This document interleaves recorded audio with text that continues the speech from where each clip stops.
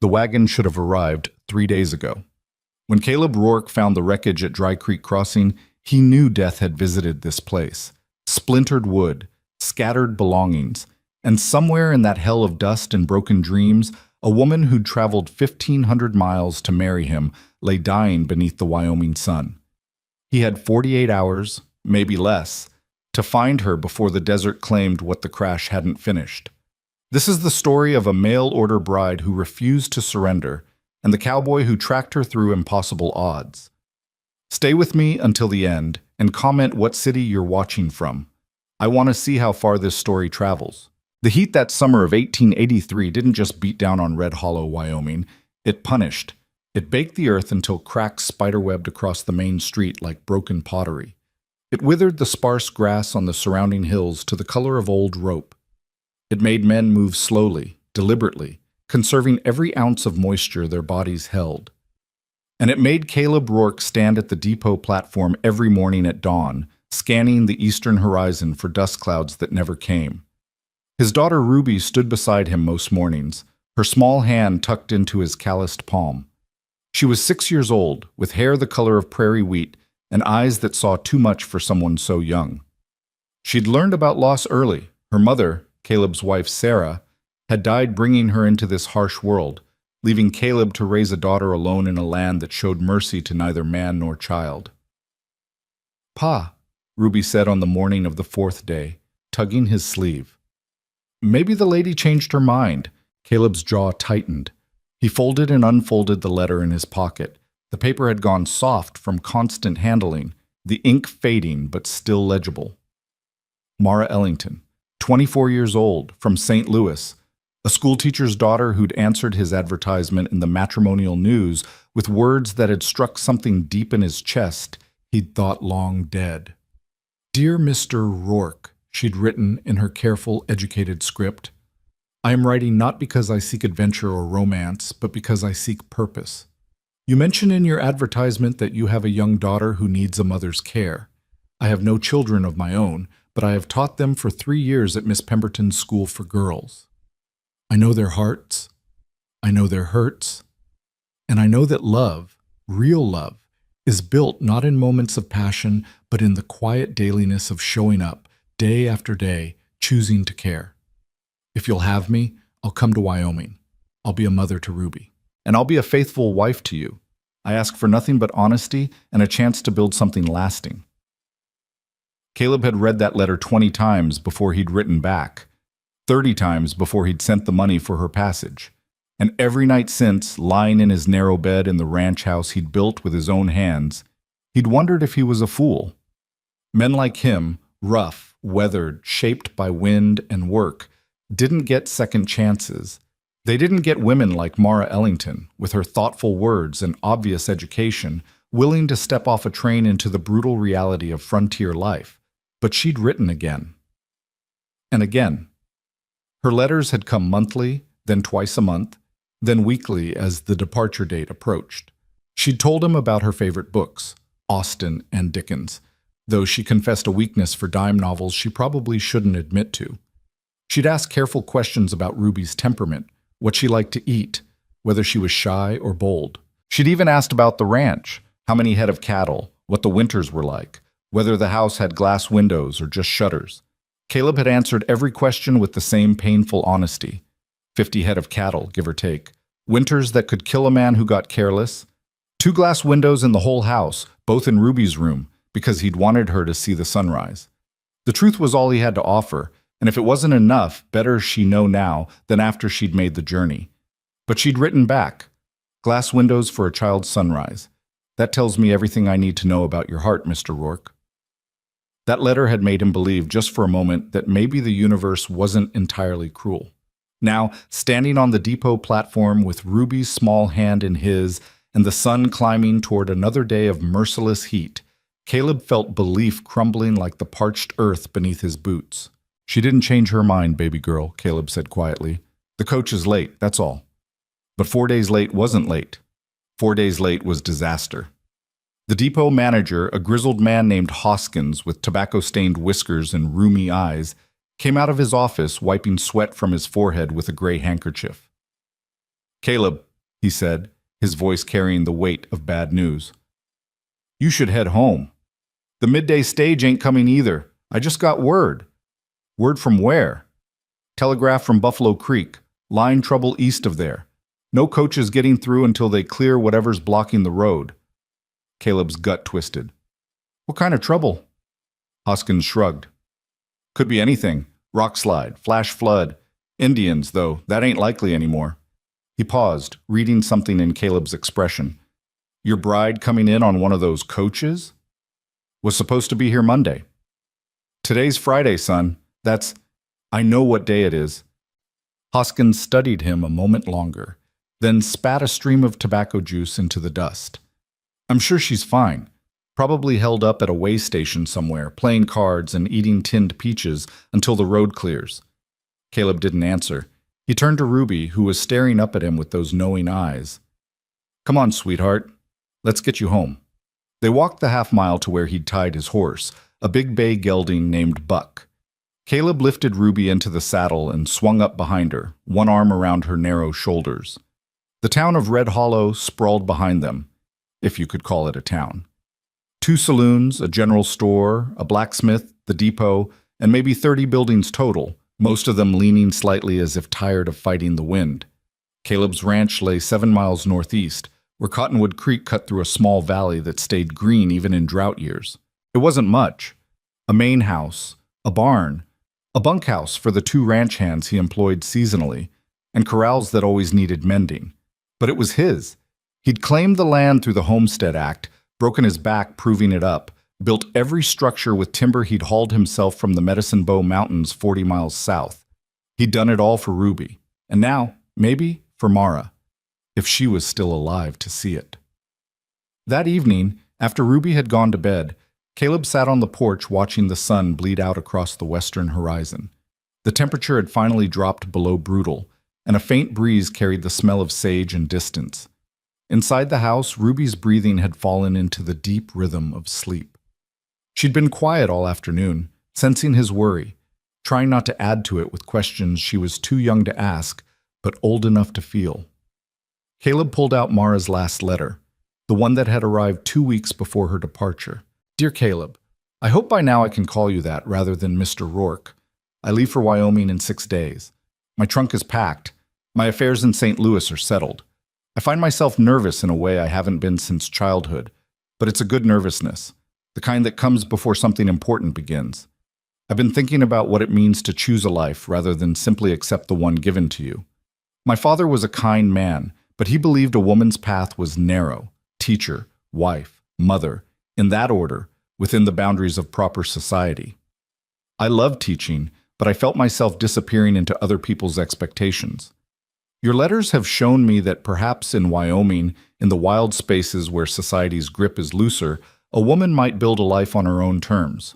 I'm bringing books for Ruby, Treasure Island and Alice in Wonderland, and I'm bringing hope for all of us. See you soon, Caleb. We begin our new story together on June 15th. Yours with anticipation, Mara. June 15th had come and gone. It was now June 19th. Something was wrong. Caleb felt it in his bones the way he felt approaching weather, a pressure in the air, a tightness in his chest that preceded storms. He was still sitting there, letter in hand, when he heard the horse coming hard from the direction of town. He stood, hand instinctively moving toward the rifle just inside the door, but he recognized the rider before the man reached the porch. Sam Weaver, one of the younger ranchers who ran cattle 10 miles west. Caleb! Sam pulled his horse up in a spray of dirt, the animal lathered and heaving. You need to get to town, now! Caleb's heart kicked against his ribs. Why? Stage driver just rode in. Came from Dry Creek Crossing. There's been an accident. Bad one. The world seemed to tilt slightly. How bad? Wagon tipped. Driver said... Sam hesitated, his young face troubled. Said he got thrown clear, but there was passengers. A couple headed to Buffalo Creek, and a woman traveling alone. Young woman, he said, from back east. Caleb didn't remember moving, but suddenly he was gripping Sam's stirrup so hard his knuckles had gone white. Is she alive? Driver don't know. He left to get help. That was 3 days ago, Caleb. He's been walking since. Just made it to Red Hollow an hour past. 3 days. In this heat. Trapped at Dry Creek Crossing, which was 20 miles of nothing between 2 more miles of nothing. Ruby, Caleb said, his mind racing.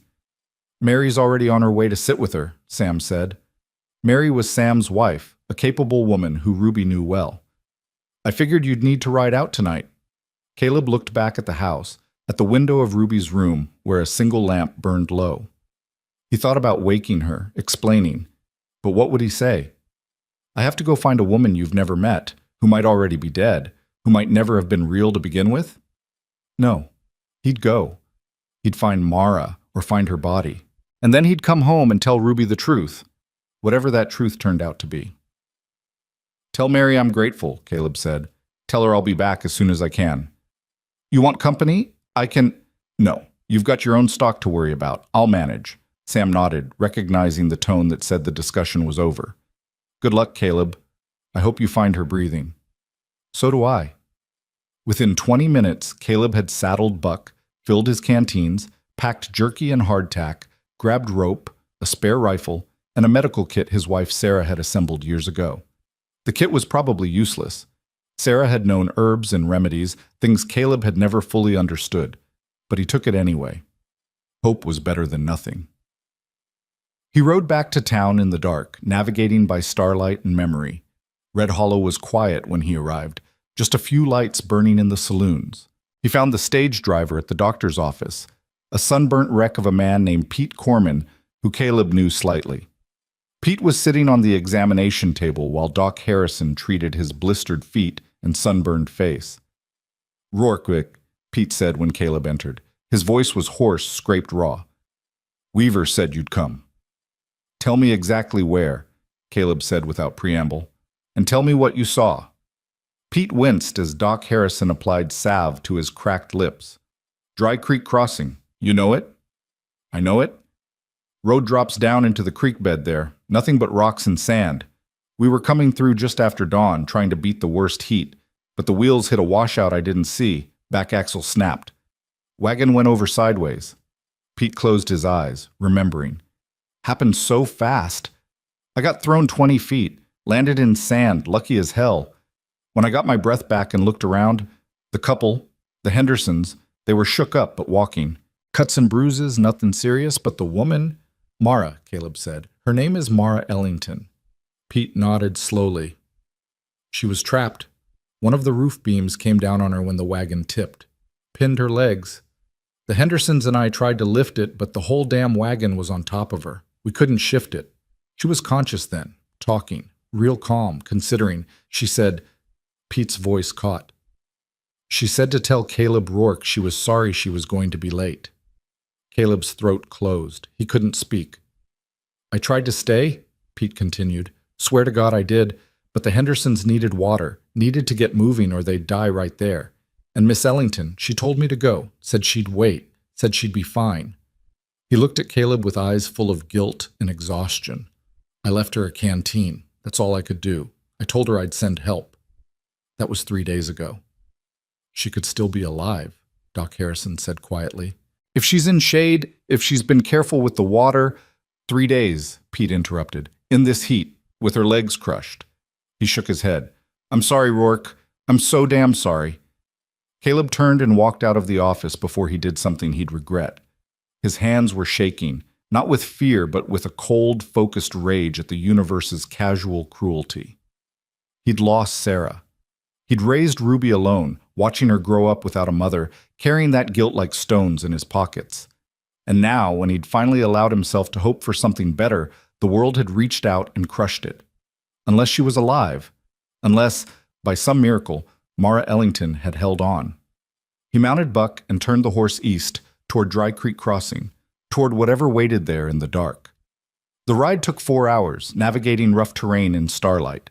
Caleb pushed Buck hard but not recklessly. A lame horse out here was a death sentence. The landscape around him was familiar in the general sense, but alien in specifics, all shadows and shapes that could be anything. Twice he startled antelope from their resting places. Once a coyote paced him for half a mile before veering off into the sage. Caleb's mind wouldn't settle. It kept circling back to Mara's letters, to the quiet intelligence in her words, the careful way she'd built trust between them, one paragraph at a time. She'd told him about losing her mother to typhoid when she was 14, about stepping into that role for her younger sister, essentially raising the girl while their father retreated into books and grief, about choosing teaching not because it was expected, but because children's minds were gloriously unjaded, still capable of wonder. "Sometimes I think wonder is what keeps us human," she'd written. "The moment we stop being amazed by sunrises or moved by a child's laugh or curious about what lies beyond the next hill, that's when we become just machines for surviving. I don't want to just survive, Caleb. I want to live with intention, with purpose, with people I choose and who choose me back." Those words had gutted him in the best way, because that's exactly what he wanted for Ruby. Not just survival, but a life full of wonder and intention and choice. And now Mara might be dead in the desert, having never even met the child she'd promised to mother. Dawn was breaking, washing the eastern sky in shades of rose and gold, when Caleb spotted the wreckage. Dry Creek Crossing was well named. The creek bed was nothing but stones and sand this time of year, a 30-foot-wide scar cutting through low hills. The stage wagon lay on its side like a broken toy, canvas torn, wheels jutting at wrong angles. Caleb's heart hammered as he rode closer. He couldn't see anyone moving. No sound but wind and the creak of Buck's saddle. "Mara." His voice cracked the silence like a gunshot. "Mara Ellington." Nothing. He dismounted 20 feet from the wreck, ground-tying Buck, and approached on foot. The sun was rising fast now, temperature already climbing. He could see personal belongings scattered across the sand. A woman's traveling case burst open, dresses tangled with men's shirts, a child's toy, a wooden horse lying on its side. The Hendersons must have had a kid. "Mara!" He circled the wagon, looking for... what? A body? A miracle? Then he saw the canteen.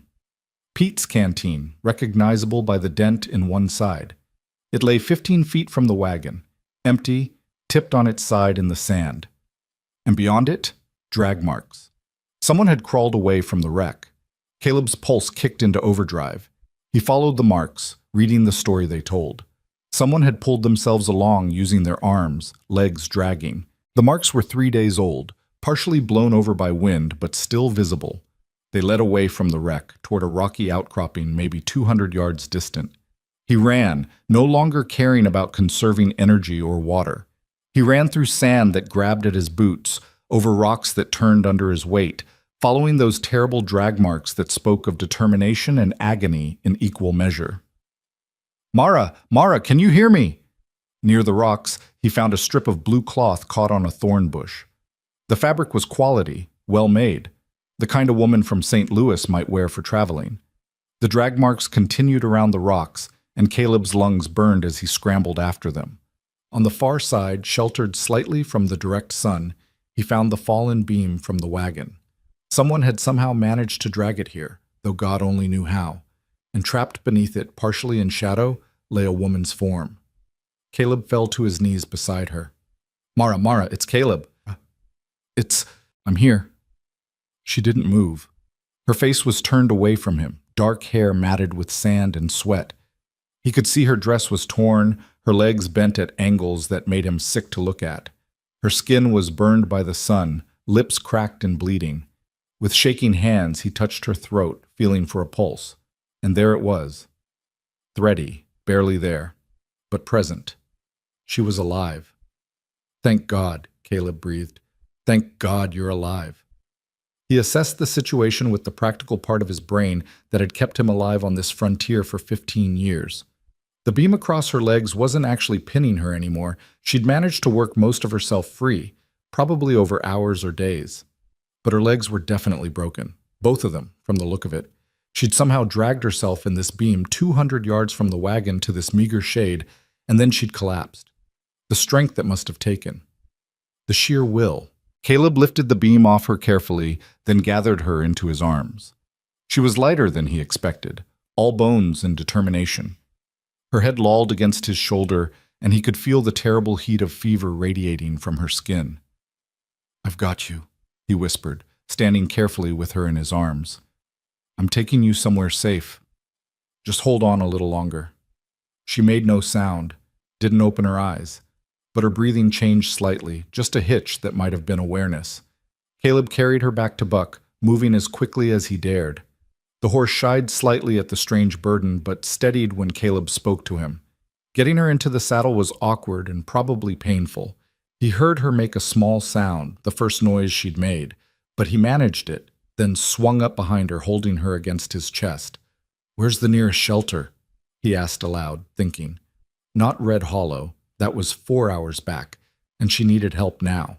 The Henderson place was 20 miles south, but he didn't know the Hendersons well enough to risk it. Then he remembered. The old trapper's cabin at Willow Springs, 3 miles northwest. It had been abandoned for years, but it had walls and a roof and a well that probably still held water. It would have to do.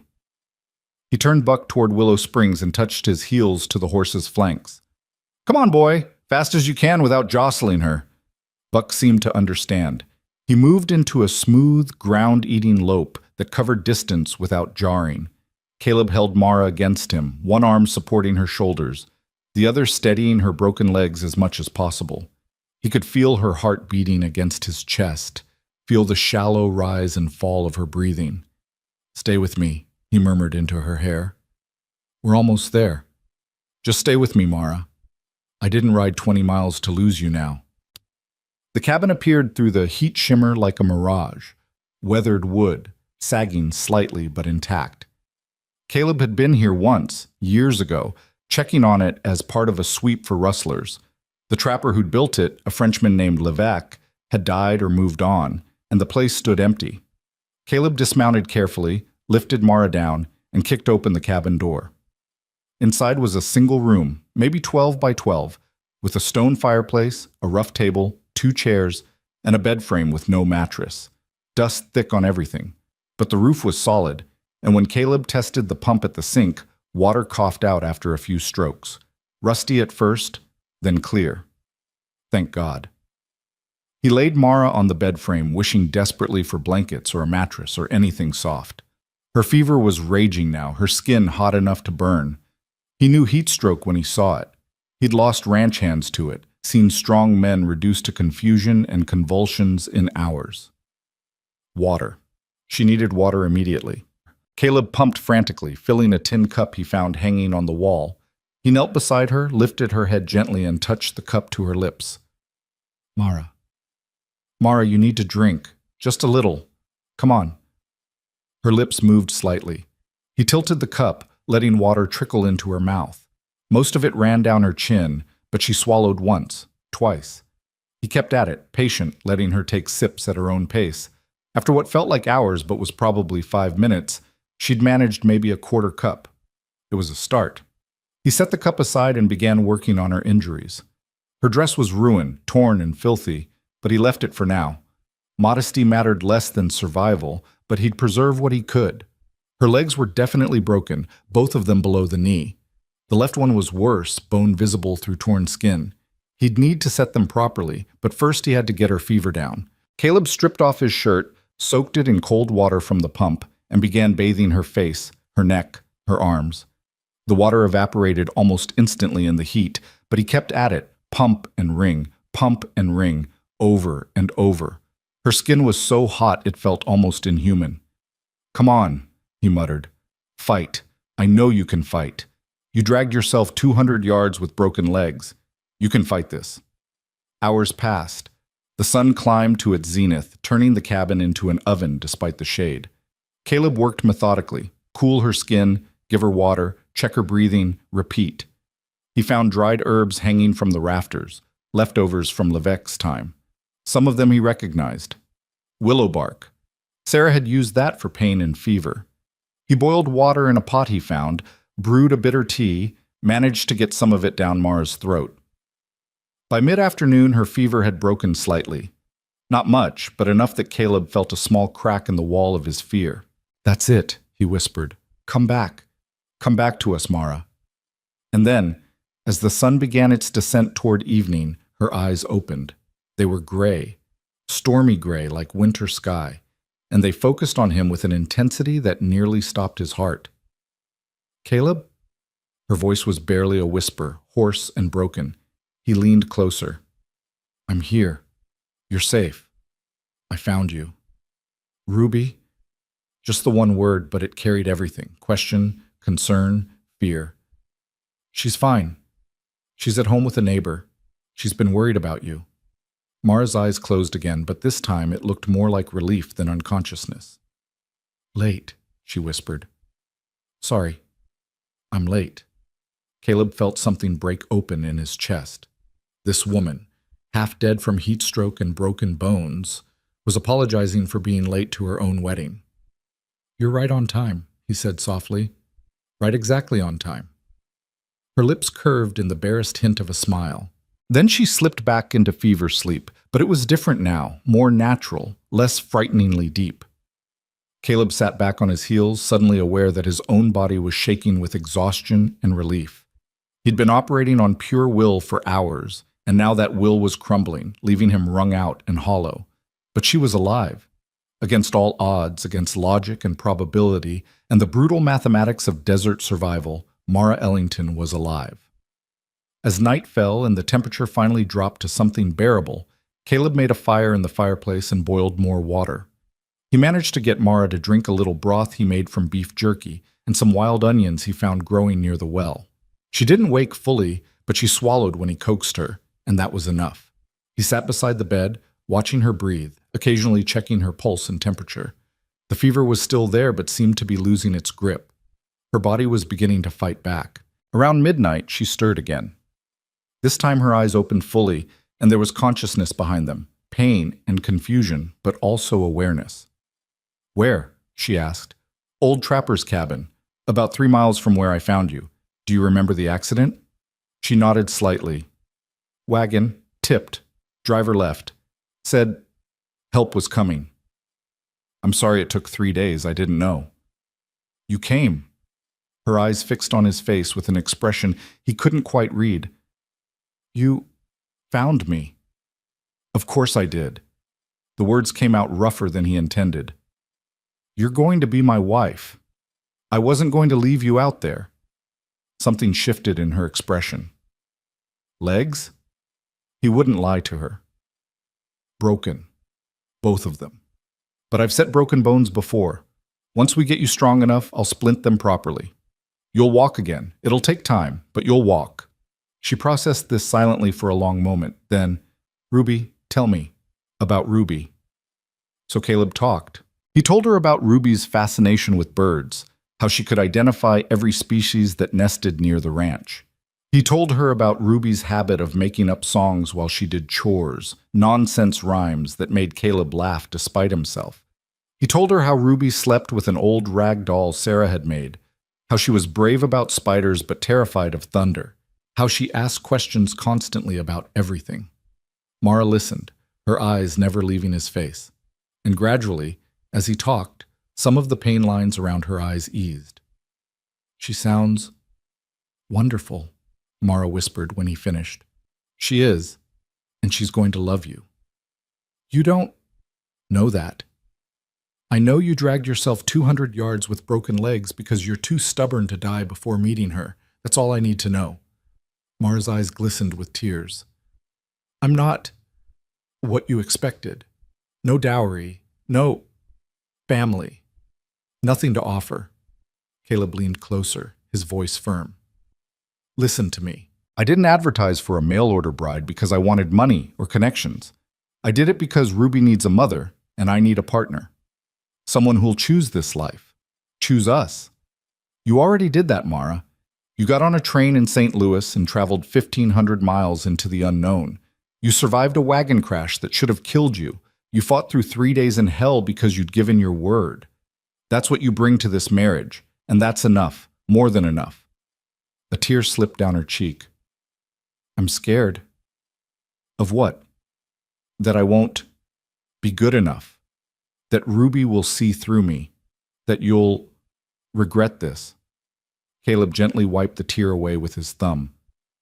Do you want to be here? Truly? Yes. Then you're good enough. The rest we'll figure out together. She held his gaze for a long moment, searching for something. Whatever she found there must have satisfied her because she finally nodded. Together, she repeated. Together, Caleb confirmed. Outside, the Wyoming night stretched vast and dark, full of stars and silence. Inside the cabin, by firelight, a man and a woman who'd never met face to face before today made promises without words, promises to fight, to survive, to become the family they'd both been searching for. Mara fell asleep again shortly after, but it was real sleep this time, healing sleep. Caleb kept watch through the night, tending the fire, checking her breathing, making sure her fever didn't spike again.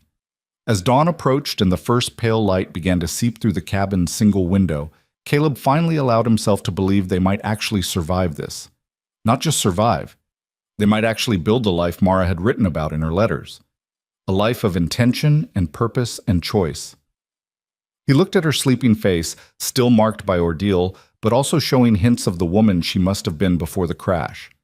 Determined, intelligent, brave beyond measure. "Welcome to Wyoming, Mara Ellington," he whispered. "It gets better from here, I promise." Outside, a mourning dove called its lonely song, and a new day began. The morning sun found them still in the cabin, Caleb dozing in the chair he'd pulled beside Mara's makeshift bed, his head tipped back against the rough wall. He jerked awake at the sound of her stirring, instantly alert despite having slept maybe 2 hours total. "Easy," he said, moving to her side as she tried to shift position. "Don't move too fast, your legs."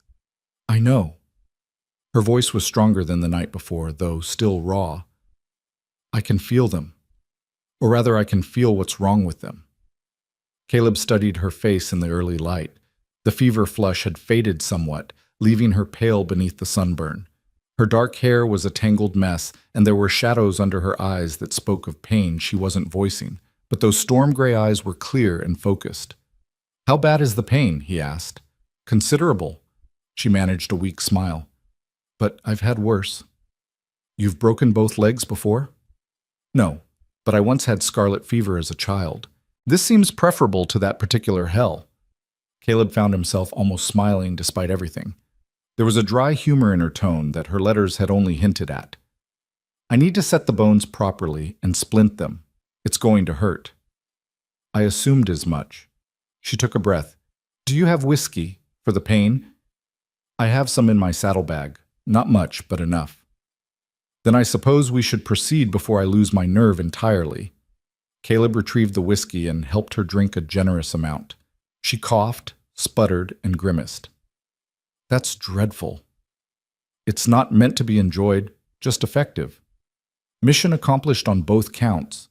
She lay back and he saw her hands grip the edge of the bed frame. "Tell me about the ranch while you work. Distract me." So Caleb talked while he examined her legs more thoroughly in the better light. The left leg was indeed worse. A compound fracture of the tibia, bone visible through torn skin that he'd need to clean thoroughly to prevent infection. The right leg was a simpler break, but still serious. He'd need straight branches for splints, cloth for binding, and more of that willow bark tea to help with inflammation. "The ranch sits in a valley where Cottonwood Creek runs year-round," he said, working as gently as he could while still being thorough. "Even in drought years, we've got water. The house faces east, so you get sunrise through those windows I mentioned. Ruby's room is on the north side, stays cooler in summer. There's a garden plot Sarah started that I've kept up, though I'm no farmer. Mostly vegetables. Some herbs." Mara gasped when he touched a particularly tender spot, but nodded for him to continue both the story and the examination. "The barn's solid. Built it the second year, right after the house. Lost some cattle that first winter because I didn't have proper shelter for them. Learned that lesson hard." He paused, assessing what he'd need. "I have to go outside and find some straight branches. Will you be all right for a few minutes?" "I'll endeavor not to run away." That dry humor again. Caleb felt something warm in his chest that had nothing to do with the growing heat of the day. "I'll be quick." He found suitable branches near the creek that fed the cabin's well, 2 sets of reasonably straight willow shoots that would serve as splints. He stripped them of bark and leaves, then returned to find Mara awake and watching the door. "I thought perhaps you'd reconsidered," she said quietly. "Decided that a broken bride wasn't worth the trouble." Caleb knelt beside the bed and met her eyes directly. I'm going to say this once, and I need you to hear it. You are not trouble. You are not a burden. You are a woman who survived something that would have killed most men. You made it 3 days in conditions that have claimed the lives of experienced frontiersmen. That makes you tougher than half the ranch hands I've ever hired. So no, Mara, I haven't reconsidered, and I won't. She blinked rapidly, and he realized she was fighting tears. I've never been tough. I've always been the bookish one, the careful one, the one who thought too much and acted too little. Then you've been underestimating yourself. He tore strips from his spare shirt to use as binding. Being tough isn't about being loud or reckless. It's about doing what needs to be done even when you're terrified. You did that. You're doing it now. I am terrified, she whispered. Good.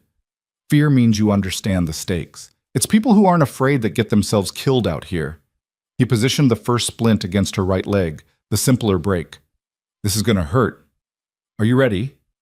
She gripped the bed frame again, knuckles white. No, but do it anyway. Setting the bone required pressure and precise movement, pulling the leg straight while feeling for the alignment of broken ends. Mara made a sound halfway between a gasp and a scream, biting it off quickly, but Caleb heard it and it cut him. He worked as fast as he dared, getting the bone aligned, then securing the splint firmly with the cloth strips. One down, he said quietly. The left is going to be worse. I have to clean it first. I understand. Her voice shook despite her obvious effort to control it. Infection would kill me as surely as the desert. It won't kill you. I won't let it. She looked at him then, really looked, and something passed between them, an acknowledgement of what this was, what they were becoming to each other without having planned it. Not the polite courtship of letters, not the formal arrangement of a mail-order marriage, but something forged in crisis and survival, more binding because of it. Caleb cleaned the wound with boiled water and what was left of his whiskey, trying to be thorough without causing more damage than necessary. Mara's breathing went ragged, quick and shallow, but she didn't cry out. When he finally began setting the bone, though, she did scream, a short, sharp sound that she cut off by biting her own hand hard enough to leave marks. I'm sorry, Caleb said, working quickly now. I'm so damn sorry, Mara. Not your fault, she gasped out between breaths. Just finish. He did, securing the second splint and binding it firmly.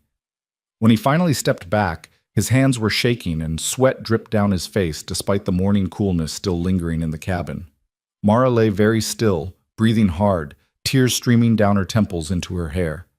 Is it done? It's done. The worst is over. I should hope so.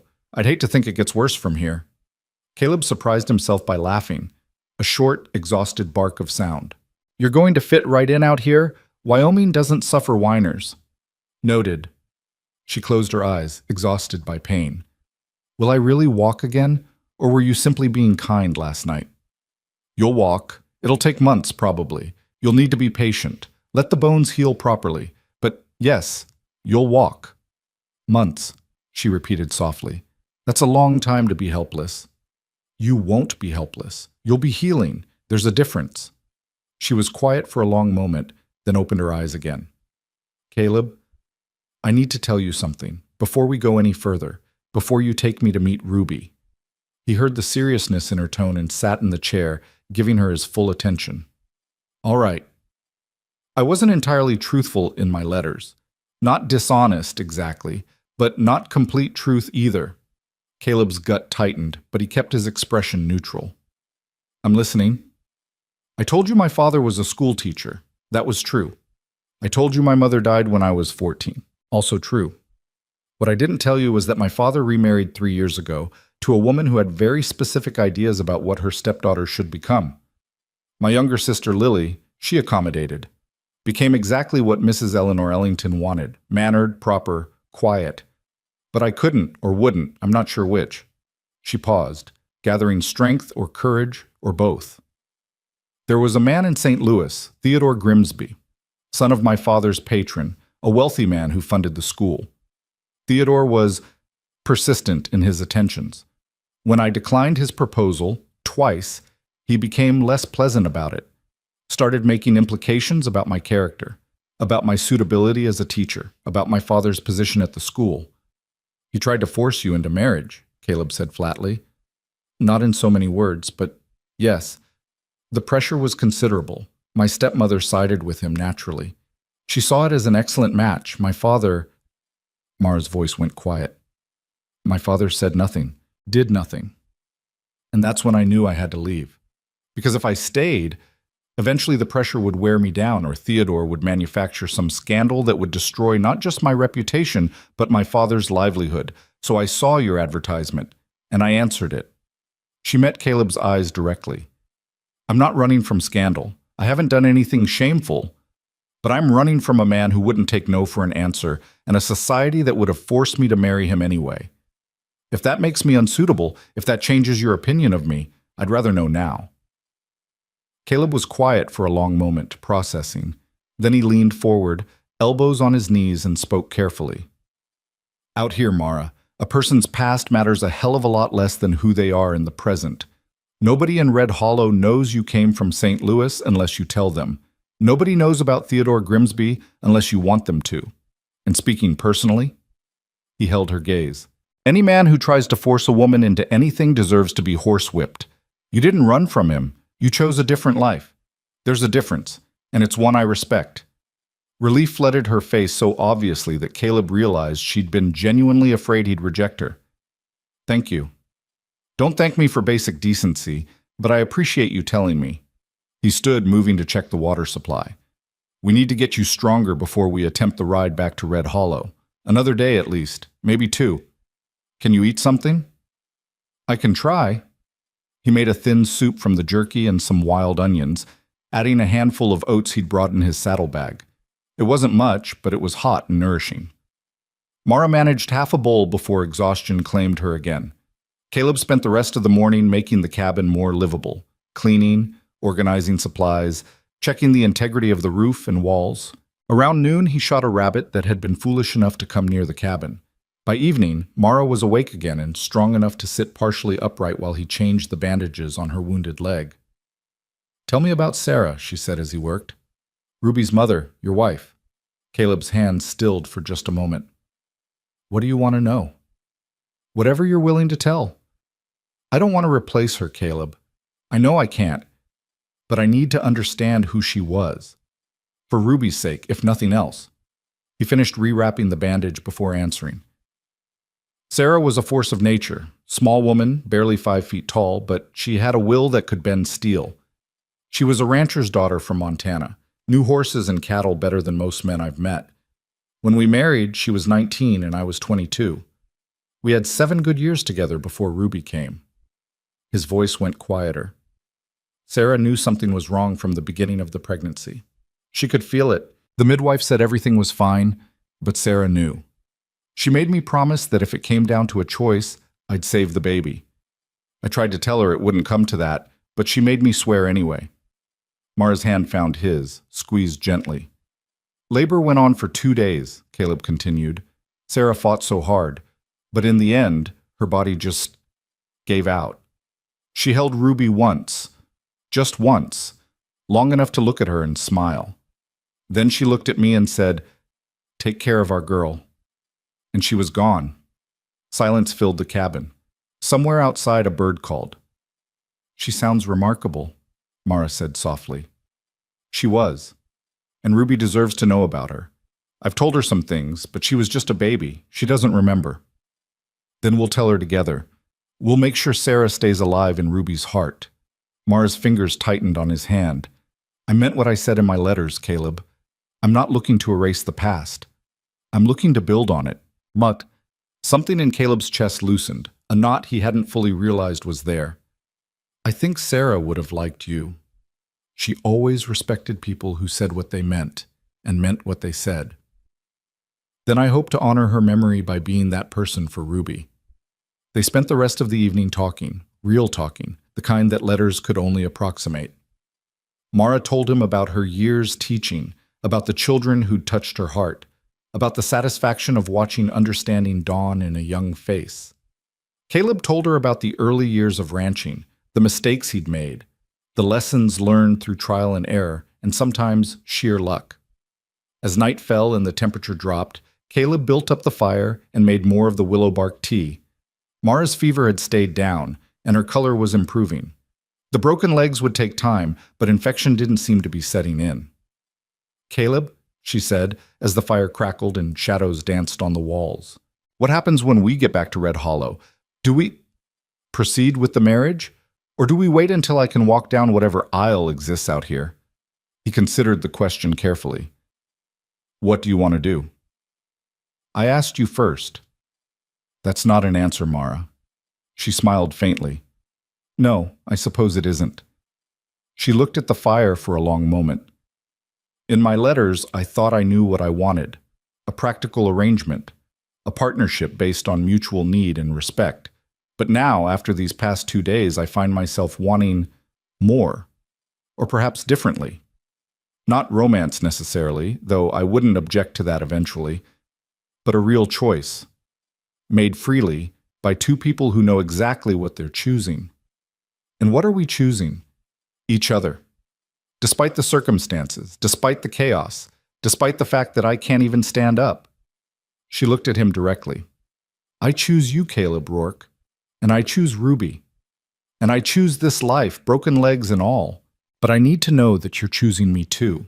Not just accepting me because I showed up, or because you feel obligated, but actually choosing me." Caleb moved closer, sitting on the edge of the bed frame carefully to avoid jostling her legs. "I watched you lie there, barely breathing yesterday morning, and I realized something. I'd read your letters so many times that your voice was in my head. Your thoughts, your way of seeing things. And the idea of never actually hearing that voice, never having those conversations in person, never watching you and Ruby together, it made the world feel emptier than it's felt since Sarah died." He took her hand, feeling the calluses on her fingers from years of holding chalk and pens. "I choose you, Mara. I chose you when I wrote back that first time. I chose you when I sent money for your passage. I chose you when I rode 20 miles through the night to find you. And I'm choosing you now. Every day from here forward, I'm choosing you." Mara's eyes filled with tears, but she was smiling. "Then I suppose we're engaged. Properly engaged. Not just arranged, but chosen." "I suppose we are." "Caleb?" "Yes?" "Would you kiss me?" "I realize we're not married yet, and perhaps it's forward of me, but I'd like to be kissed by the man I'm going to marry. Just once. To make it real." Caleb leaned forward slowly, giving her time to change her mind. But she didn't pull away. When his lips met hers, it was gentle, careful of her injuries and exhaustion. But it was also real and true and full of the promise they'd just made to each other. When they separated, Mara was blushing. "Well, that was worth surviving for." Caleb laughed, surprised by the joy that bubbled up despite everything. "Was it everything you hoped?" "It was better. It was real." She settled back against the rough wood of the bed frame. "When we get back to Red Hollow, how long will it take to arrange a proper wedding?" "Proper by whose standards? We've got a minister who comes through once a month. Judge Henry can perform marriages anytime, or we can wait and do something bigger if you want." "I think," Mara said slowly, "that I'd like something simple. Your daughter, the minimum legal requirement, and the man I love. That's enough." "The man you love?" Caleb raised an eyebrow. She met his eyes steadily. "Too soon?" "Maybe.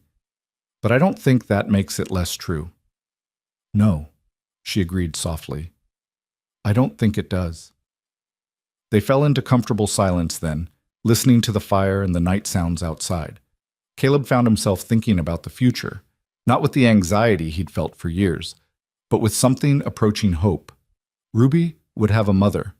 The ranch would have a woman's touch again, and he would have Mara with her quiet strength and unexpected humor and determination that matched his own. The next morning brought challenges of a different sort. Mara needed to handle certain necessities, and her immobility made everything complicated and embarrassing. But they worked through it with as much dignity as possible, Caleb stepping outside whenever he could to give her privacy, Mara maintaining her composure even when the situation was mortifying. "If we can survive this," she said at one particularly awkward moment, "we can probably survive anything marriage throws at us." "That's the spirit," Caleb agreed, trying not to laugh. By afternoon, he judged her strong enough to attempt the journey back. It would be slow and painful, but staying in the cabin indefinitely wasn't an option. Ruby needed to know what had happened. The town needed to know Mara was alive, and Mara needed better medical care than he could provide with boiled water and willow bark. He fashioned a travois, 2 long poles with canvas stretched between them that Buck could drag. It wasn't comfortable, but it was better than trying to ride. Mara bore the preparation without complaint, though he could see pain tightening the corners of her mouth. "Ready?" he asked when everything was secured. "As I'll ever be." "Caleb?" "Yeah?" "Thank you for not giving up, for finding me, for choosing me. Thank you for surviving long enough to be found." He mounted Buck, checking the travois attachment one more time. "Let's go home, Mara. Ruby's waiting." The journey back to Red Hollow took 6 hours, moving at a crawl to minimize the jarring. Caleb stopped frequently to check on Mara, give her water, make sure the splints hadn't shifted. Each time she assured him she was fine, though her face grew paler and the lines of pain deeper. They reached the outskirts of town as the sun was setting, painting the dusty street in shades of gold and amber. People came out to stare. Word had spread about the accident, and the sight of Caleb Rourke returning with a woman on a travois was news. But Caleb didn't stop in town.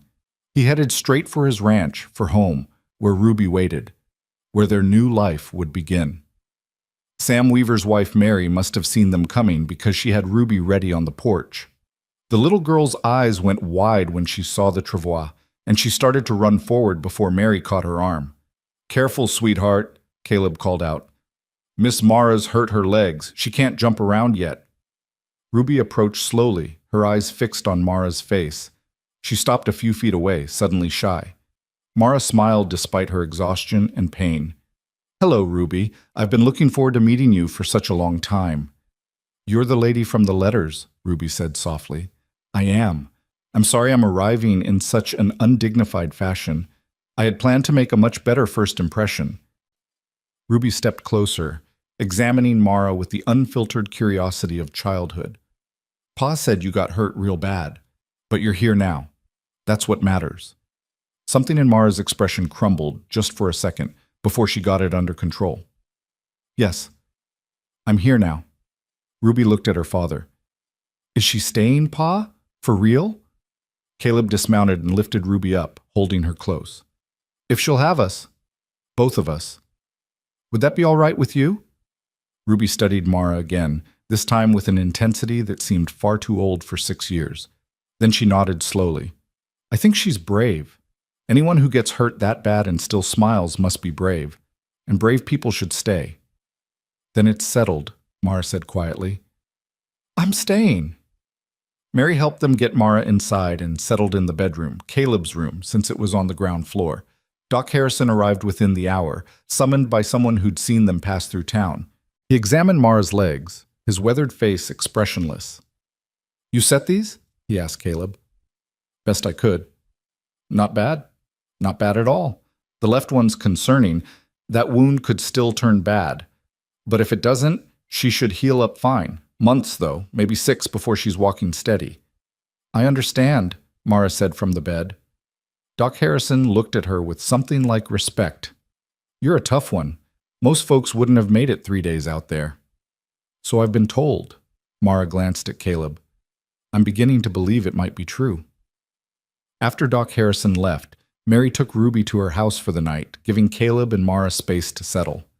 Caleb helped Mara with another dose of willow bark tea, then sat beside the bed as darkness fell outside. "This is your room," Mara said. "Where will you sleep?" "Ruby's room has 2 beds. I'll take the spare one." "Caleb," she caught his hand, "we're getting married. Soon, I hope. This is going to be our room. Our bed. You don't have to exile yourself. You need rest. You need space to heal. I need to feel like this is real, like I'm not just some charity case you're accommodating." Her gray eyes held his. "Please, stay. We don't have to do anything except sleep, but I want to know you're here." So Caleb stayed, lying carefully on top of the blankets while Mara slept beneath them. He listened to her breathing even out, watched her face relax into genuine rest. And somewhere in the dark hours before dawn, He finally let himself believe that maybe, just maybe, they were going to make this work.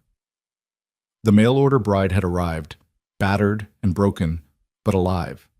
And together, they would build something worth surviving for.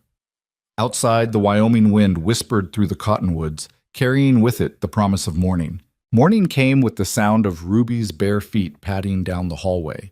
Caleb woke instantly, years of light sleeping ingrained from raising a child alone. He'd moved to the chair sometime in the night, giving Mara the bed entirely, and now his neck protested the awkward angle he'd slept at. Ruby appeared in the doorway, still in her nightgown, clutching her rag doll. She looked at Mara sleeping in the bed, then at her father, her expression serious and considering. "Is she really staying?" Ruby whispered. Caleb stood carefully, joints popping, and guided Ruby back into the hallway so they wouldn't wake Mara. "Yes, baby girl, she's really staying."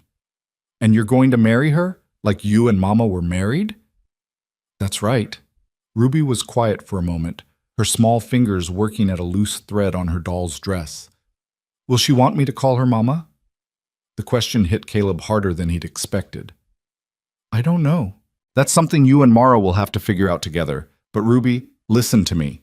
He knelt down so they were eye level. "Nobody's trying to replace your mama.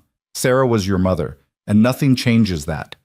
But Mara wants to love you too. Is that all right?" Ruby nodded slowly. "I think so. She has kind eyes. Even when she was hurting yesterday, her eyes were kind." "They are, aren't they? Pa, will her legs really get better?" "Doc Harrison says yes, but it'll take a long time. She won't be able to walk or do much for months." Ruby processed this with the seriousness she brought to most things. "Then I guess we'll have to take care of her, the way she's supposed to take care of us." Caleb pulled his daughter into a hug, feeling that familiar ache in his chest that came from loving someone so much it hurt. "When did you get so wise?" "I'm 6, Ruby said matter-of-factly. "That's pretty old." From the bedroom, they heard Mara stirring. Ruby pulled back from the hug. "Can I take her breakfast? I know how to make porridge. Mary taught me." "I think she'd like that very much." They moved to the kitchen, and Caleb watched as Ruby carefully measured oats and water, stirring the pot with determined concentration. She was wearing her serious face, the one that appeared when she was trying very hard to do something important correctly. When the porridge was ready, Ruby insisted on carrying it herself, walking with exaggerated care so as not to spill. Caleb followed behind, ready to catch the bowl if needed, but Ruby made it to the bedroom without incident. Mara was awake, propped up on pillows Caleb had arranged the night before. Her hair was still a mess, and there were deep shadows under her eyes, but she smiled when she saw Ruby in the doorway. "Good morning," Mara said softly. "I made you breakfast," Ruby announced. "It's porridge. Pa says you need to eat to get strong again." "That's very thoughtful of you. Thank you, Ruby." Ruby approached his bed carefully, setting the bowl on the small table Caleb had pulled over. Then she just stood there, staring at Mara with open curiosity. "You can ask questions," Mara said gently. "I don't mind." "Do your legs hurt very much?" "Yes, quite a lot, but not as much as yesterday." "Pa says you dragged yourself a really long way after the wagon crashed, that you didn't give up even though you were hurt." "I didn't want to give up. I had made a promise to come here, and I wanted to keep it." Ruby tilted her head. "Because of Pa?" "Because of both of you. I wanted to meet you very much, Ruby. Your father wrote about you in his letters, and I thought you sounded like someone I'd like to know." "What did he say about me?" Caleb started to intervene, but Mara caught his eye and gave a slight shake of her head. She wanted to handle this herself. "He said you're smart and curious, that you ask questions about everything, that you love birds and can name every type that comes to the ranch, that you sing made-up songs while you do chores, and that they make him smile even on hard days." Mara's voice was warm. "He also said you're brave, and that you've been very patient waiting for me to arrive." Ruby considered this. "I have been patient, but I was starting to think maybe you changed your mind." "I didn't change my mind. The wagon just had other ideas." A small smile tugged at Ruby's mouth. "Wagons can be stupid sometimes." "Ruby," Caleb said warningly, but he was fighting his own smile. "It's all right," Mara said. "In this case, I agree entirely. That particular wagon was exceptionally stupid." Ruby's smile widened and something in the room shifted, a small barrier coming down. "Do you really know about birds? Or did Pa make that part up to make me seem interesting?" "I know some things. My mother used to take me on nature walks when I was young. She had a book about birds of North America that I loved. Do you have a favorite?" "Meadowlarks," Ruby said immediately. "They have the prettiest song, and they're brave too. They'll dive at hawks that get too close to their nests." "Brave indeed. I had no idea meadowlarks were so fierce." "Most people don't know. They think larks are just pretty singers, but they're warriors when they need to be." Mara's eyes met Caleb's over Ruby's head, and he saw understanding there. Ruby was talking about more than birds. "I brought you books," Mara said. "They're in my trunk, which I assume is somewhere in this house if it survived the crash." "It survived," Caleb confirmed. "It's in the front room. Got banged up, but intact."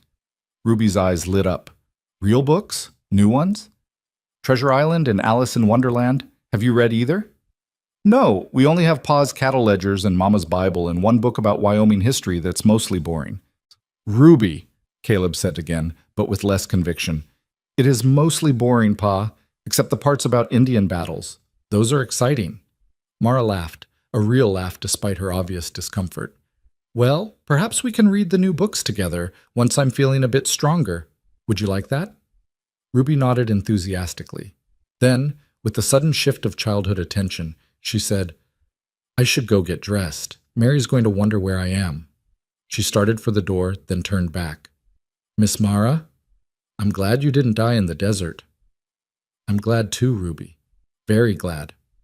After Ruby left, Caleb brought Mara water and checked her bandages while she ate the porridge Ruby had made.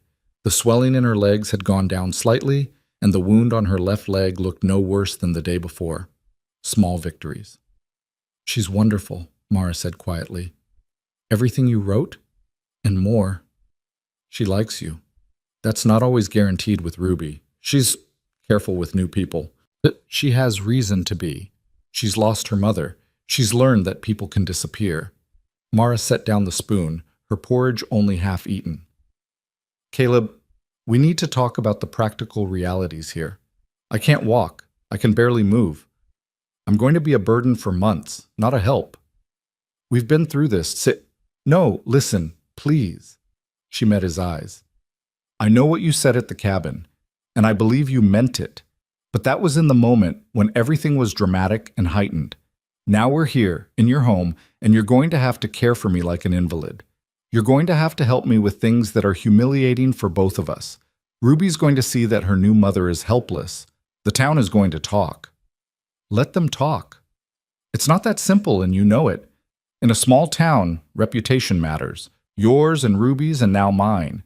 If we're not careful, this situation could become, what, scandalous?" Caleb sat on the edge of the bed. "Mara, you're worried about the wrong things. Yes, people will talk. They always do. But you know what they'll say? They'll say Caleb Rourke's mail-order bride survived a wagon crash that should have killed her, and he brought her home anyway. They'll say she must be tough as nails. They'll say he must really want to marry her if he's willing to nurse her through recovery. None of that's bad." "You're oversimplifying." "Maybe, but I've lived here for 15 years. I know these people. They respect strength and commitment. You've already shown both." Mara looked away, blinking rapidly. "I've never been this helpless in my life. I've always been capable, independent. Now I can't even walk to the privy without assistance." "For now, not forever." Caleb took her hand. "And you're still capable and independent. Your legs are broken, not your mind, not your spirit. You're still the woman who wrote those letters, who taught children, who made the choice to come here. None of that's changed. Everything's changed. Not the important things." They sat in silence for a moment, the morning light slanting through the window warming the room. Outside they could hear Ruby talking to Mary, their voices carrying through the open windows. "When do you want to do the wedding?" Mara asked finally. "Whenever you're ready. Tomorrow? Next week. Next month. Tomorrow seems ambitious given my current state. Then next week. Judge Henry comes through on Thursdays. We could do it here in this room if you want. Keep it small. Mara turned back to him, searching his face. You really mean it? You want to marry me, broken legs and all? I really mean it. Why? And please don't tell me it's because Ruby needs a mother or because you gave your word. I need to know the real reason. Caleb thought about how to answer that. The truth was complicated, layered with grief and hope and fear and something that might be growing into love, though it was too soon to call it that with certainty. I'm 37 years old, he said finally. I've lived alone, more or less, for 6 years since Sarah died. I've gotten used to it. The silence, the routine, the safety of not having to open myself up to another person. When I placed that advertisement, I told myself it was just practical. Ruby needed a mother. The ranch needed help. Simple equation. He paused, gathering his thoughts. But then your letters started coming. And they weren't what I expected. You didn't write about wanting adventure or romance. You wrote about purpose and intention and building something that mattered. You asked real questions about Ruby, not just surface things. You told me hard truths about yourself. And somewhere in those letters, I started to feel something I hadn't felt since Sarah. Like maybe the world wasn't quite so empty after all. Mara's eyes were bright with unshed tears. When I found you in the desert, Caleb continued, half dead and still fighting, still holding on, I realized I didn't just want a mother for Ruby or help on the ranch. I wanted you. This specific, stubborn, brave woman who refused to give up even when giving up would have been easier. So yes, Mara, I want to marry you. Broken legs don't change that. A tear slipped down Mara's cheek. I'm not brave. I'm terrified. Of failing Ruby. Of failing you. Of being a burden instead of a partner. Then we'll be terrified together. He wiped the tear away gently. Being scared doesn't make you weak. It makes you human. Caleb Rourke, you're far too kind for your own good. I've been called many things. Kind isn't usually one of them. Mara laughed through her tears. Then perhaps I bring it out in you. Perhaps you do. The next few days fell into a pattern. Caleb tended to Mara's needs in the morning, changed her bandages, helped her with necessities that they both pretended were less mortifying than they actually were. Ruby visited constantly, bringing flowers she'd picked, asking endless questions, gradually growing more comfortable. In the afternoons, when Mara was strongest, she began reading to Ruby from Treasure Island, and Caleb would listen from the doorway, watching his daughter's face light up with the adventure. But it wasn't all smooth. Pain kept Mara awake at nights, and Caleb would hear her trying to stifle groans so as not to wake him. The wound on her left leg looked angry and inflamed despite his careful cleaning, and he worried about infection taking hold. And there were moments when Mara's spirits would crash, when she'd turn her face to the wall and refuse to talk, overwhelmed by helplessness and pain. On the fourth day, Sam Weaver and his wife Mary came to visit, bringing food and well wishes. Other neighbors followed. The Hendersons, who'd been in the wagon crash with Mara and had made it to safety. Mrs. Chen from the general store.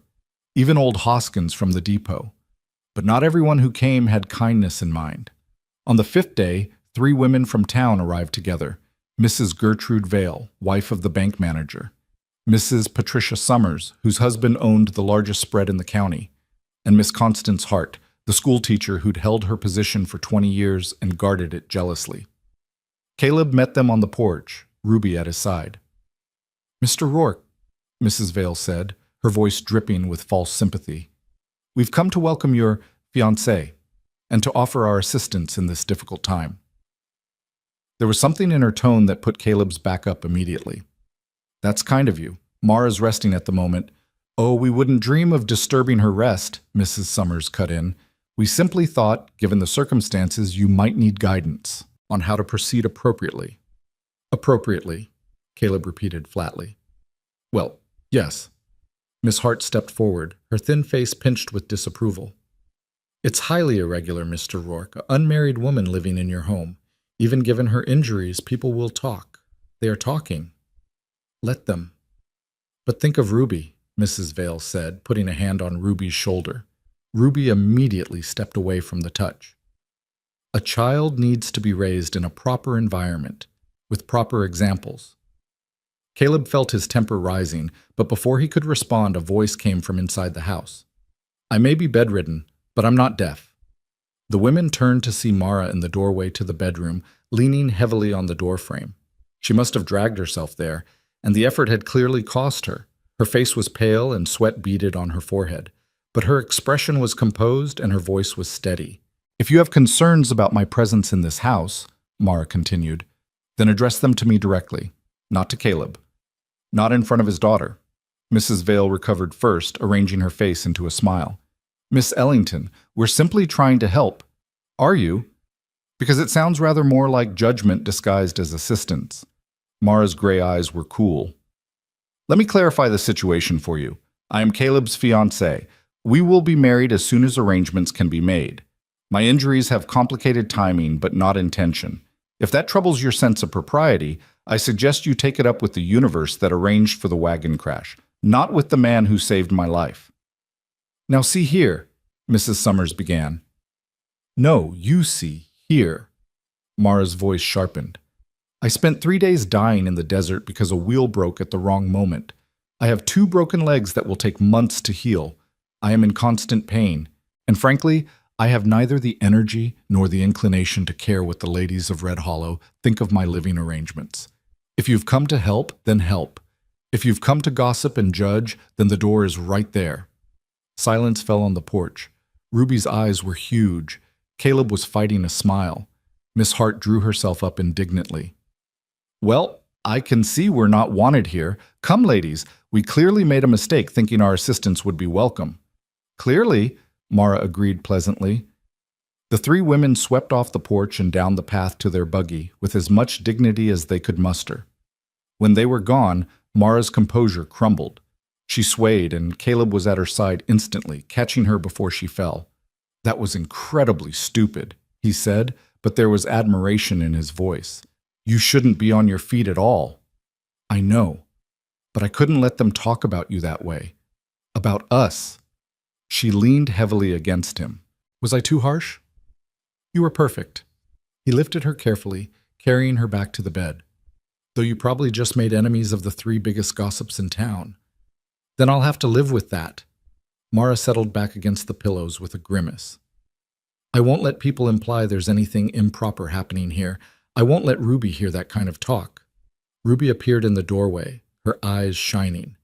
"That was amazing. You made them go away." "I may have been a bit rude," Mara admitted. "They were rude first," Ruby declared. "You were just honest." "From the mouths of babes," Caleb murmured. But despite Mara's brave stand, the women's visit left a shadow. That evening, after Ruby was asleep, Mara brought it up again. "They're right, you know, about people talking. I told you I don't care, but I do. Not for myself, for Ruby." Mara's voice was quiet but firm. "She's young enough that she doesn't fully understand yet what people are implying. But she will. And when she does, she'll hear that her father took in a stranger and lived unmarried under one roof. She'll hear that I was improper, that we were improper. Then we'll get married sooner, this week." "I'm bedridden, Caleb. I can barely sit up without help. How is that a proper wedding?" "Who decides what's proper? Judge Henry can marry us right here in this room. Ruby can be there. That's all we need." Mara was quiet for a long moment. "You'd really do that? Marry me now, like this, when I can't even stand?" "I'd marry you tomorrow if you'd have me." She turned to look at him, really look at him, and something in her expression made Caleb's heart beat faster. "Then ask me. Properly. The way it should be asked." Caleb moved to kneel beside the bed, taking her hand in his. "Mara Ellington, you're the bravest, stubbornest, most extraordinary woman I've ever met. You've survived things that would break most people. You've chosen me and Ruby when you had every reason to run. Will you marry me? Not because it's practical or proper, but because I want to spend my life with you. Because I want to see who we become together. Will you be my wife?" Tears streamed down Mara's face, but she was smiling. "Yes, yes, Caleb Rourke, I'll marry you. Tomorrow, next week, whenever you can arrange it. Yes." He leaned forward and kissed her, tasting salt from her tears and something sweet underneath. When they pulled apart, they were both smiling. "Thursday," Caleb said. "Judge Henry comes through on Thursday. We'll do it then." 4 days? I can manage 4 days. Can you? I dragged myself through the desert with 2 broken legs. I can certainly survive 4 more days of gossip and disapproval. Caleb laughed. That's my girl. Your girl, Mara repeated softly. I like the sound of that. Thursday arrived with storm clouds gathering on the horizon, the kind that promised a rare summer rain. Judge Henry arrived at noon in his dusty buggy, accompanied by his clerk who would serve as witness. Sam and Mary Weaver came as well, at Caleb's invitation, and Doc Harrison stopped by to check on Mara before the ceremony. Well, Doc said after examining her legs, the swelling's gone down considerably. The wound's healing clean, no infection. You're a lucky woman, Miss Ellington. I prefer to think I'm stubborn rather than lucky, Mara replied. That too. Doc packed up his bag. You'll do fine. Both of you will. Ruby helped Mara get ready, brushing out her dark hair and braiding it simply. Someone, Mary, probably, had brought a dress in soft blue cotton that fit reasonably well. It wasn't a wedding dress, not really, but it was clean and pretty, and that was enough. Caleb wore his best shirt, the one he saved for town meetings and the occasional funeral. He'd shaved carefully, and Ruby had informed him solemnly that he looked very handsome, Pa. When everyone was gathered in the bedroom, Judge Henry at the foot of the bed, Ruby standing beside Mara, Mary and Sam, and Doc Harrison filling the small space, Caleb took Mara's hand and the ceremony began. Judge Henry kept it short and simple, the words familiar and worn smooth with use. Dearly beloved, we are gathered here today. But despite the brevity, despite the unconventional setting, despite everything that had gone wrong to bring them to this moment, something profound was happening.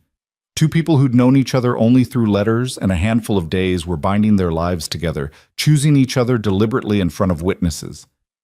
Do you, Caleb Michael Rourke, take this woman to be your lawfully wedded wife? I do. And do you, Mara Catherine Ellington, take this man to be your lawfully wedded husband? Mara's voice rang clear. I do. Then by the power vested in me by the territory of Wyoming, I now pronounce you husband and wife. Judge Henry smiled. You may kiss your bride, Caleb. Caleb leaned down, mindful of Mara's injuries, and kissed her gently. When they pulled apart, Ruby was beaming, Mary was wiping tears, and Sam was grinning like this was the best entertainment he'd seen all year. Congratulations, Mrs. Rourke, Caleb said softly. Mrs. Rourke, Mara repeated, testing the name. I rather like that. Ruby climbed carefully onto the bed, and Mara wrapped an arm around her. Welcome to our family, Ruby said seriously. Thank you for having me, Mara replied, just as seriously. They celebrated with a simple meal that Mary had prepared. Roasted chicken, fresh bread, vegetables from someone's garden. It wasn't fancy, but it was good, and it was shared with people who genuinely cared. As evening fell and the gathering broke up, Judge Henry pulled Caleb aside. That's a remarkable woman you've married. I know. The town's going to test her, test both of you. People like the Vales and the Summers don't give up their disapproval easily. We'll manage. I believe you will. Judge Henry clapped him on the shoulder. But don't underestimate how hard it might get. Mara's going to be housebound for months. She's going to need support that goes beyond medical care. Make sure she has friends. Make sure she doesn't feel isolated. I will. After everyone left, Caleb helped Ruby prepare for bed. She was quieter than usual, processing the day's events in her thoughtful way. Pa, she said as he tucked her in, is Mara really my mother now? What do you think? I think, Ruby frowned, considering. I think she wants to be, but I don't know if I'm ready to call her that yet. That's all right, baby girl. These things take time. There's no rush. But I do like her. A lot. I'm glad. Ruby was quiet for a moment. Do you think Mama would be okay with this? With Mara? The question hit Caleb hard, as it always did when Ruby asked about Sarah. I think your mama would want us to be happy, to have family, to not be alone, and I think she'd like Mara very much. Me too, Ruby whispered. Then, Pa, I'm glad Mara didn't die in the desert. I'm really, really glad. So am I, sweetheart. So am I. When Caleb returned to his room, their room now, He found Mara still awake, looking out the window at the storm clouds that had been threatening all day. The first drops of rain were beginning to fall, pattering against the glass. "Rain," she said quietly. "In the desert." It happens sometimes, not often, but when it does, it's a gift. He sat on the edge of the bed. "How are you feeling, honestly?" "Overwhelmed, grateful, terrified, happy." She turned to him. "Married." "Married," he confirmed. "Caleb, I need you to promise me something. Anything. If this gets too hard, if I become too much of a burden, if you regret—" He stopped her with a kiss, deeper than the gentle one at the ceremony. When he pulled back, his voice was firm. "I'm not going to regret this. I'm not going to regret you. We're married now, Mara. For better or worse. We made that promise in front of witnesses. I intend to keep it. Even when I'm difficult? Especially when you're difficult." She smiled through fresh tears. "I'm going to hold you to that. Please do." Outside, the rain began in earnest, drumming on the roof, soaking into the parched earth. Inside, a family, newly formed, unconventional, still finding its shape, settled into the first night of their new life together. There would be challenges ahead, gossip and judgment and the long road of Mara's recovery. But for now, in this moment, they had each other. And that was enough. The rain continued through the night, steady and soft, a sound that usually brought comfort. But Mara couldn't sleep. Pain kept her hovering in that miserable space between wakefulness and rest, and her mind wouldn't quiet despite her exhaustion. She was married now, truly married, to a man she'd known in person for less than a week, to a child who was trying so hard to be brave about accepting a stranger as family. What had she done? Beside the bed, Caleb sat in the chair where he'd been spending his nights, his breathing deep and even. She could make out his profile in the darkness, strong jaw, weathered features, the kind of face that spoke of hard work and harder choices. He'd kept every promise so far. Found her when she was dying, nursed her through fever and pain, married her despite the scandal it would cause. But promises made in crisis and promises kept through ordinary days were different beasts entirely. As if sensing her wakefulness, Caleb stirred. "Can't sleep?" "I'm sorry. I didn't mean to wake you." "You didn't." He moved to sit on the edge of the bed, careful not to jostle her legs. "Pain?" "Some. But mostly just—" She trailed off, unsure how to explain the tangle of thoughts in her head. "Thinking too much?" Despite everything, she smiled. "How did you know?" "Because I'm doing the same thing." His hand found hers in the darkness. "Having second thoughts?" "No, yes, maybe." She squeezed his hand. "Not about you, not about Ruby, just about whether I can actually do this. Be what you both need." "What do you think we need?" "I don't know. That's the problem. I know what the letters said, what I thought I could be, but the reality is so much more complicated than words on paper." She could feel tears threatening again, which was ridiculous. She'd cried more in the past week than in the past year. "I'm supposed to be a mother to Ruby, a wife to you, a help on the ranch, but I can't even walk to the kitchen. I can't cook, I can't clean, I can't do anything except lie here being useless." "You're not— Please don't tell me I'm not useless. I know you're trying to be kind, but I need honesty right now more than kindness." Her voice cracked slightly. "I need to know what happens when the crisis is over and we're just left with ordinary life. When you're exhausted from doing everything yourself, and Ruby realizes her new mother can't even play outside with her, and the whole town is whispering about the crippled mail-order bride who trapped Caleb Rourke into marriage. What happens then?" Caleb was quiet for a long moment. The rain drummed against the roof, filling the silence between them. "You want honesty?" he said finally. "All right, here it is. I'm scared too. I'm scared that I won't know how to be a husband again after 6 years alone. I'm scared that I'll fail you somehow, say the wrong thing or do the wrong thing, and you'll realize you made a mistake coming here. I'm scared that Ruby will resent you for not being Sarah, or worse, that she'll love you and then something will happen and she'll lose another mother. I'm scared that this whole fragile thing we're building will shatter the first time real trouble hits." Mara stared at him, shocked by the raw admission. "But here's the other truth," Caleb continued. "I'm more scared of not trying. of letting fear win, of teaching Ruby that you should only take safe bets in life. You're right that ordinary days are different from crisis, but ordinary days are also where real life happens, where real love gets built. Not in the dramatic moments, but in the small ones. The breakfast conversations and the evening routines and the 1,000 tiny choices to show up for each other. He lifted her hand to his lips, kissed her knuckles gently. So yes, there will be hard days ahead. Days when you're frustrated with your limitations, and I'm exhausted from carrying extra load. Days when Ruby acts out because change is hard for children. Days when the town gossips and we question everything. But I'd rather face those days with you than face easy days alone. Does that make sense? It does, Mara whispered. It makes perfect sense. Good. Now try to sleep. Tomorrow Ruby wants to help you start a garden journal. She's very excited about it.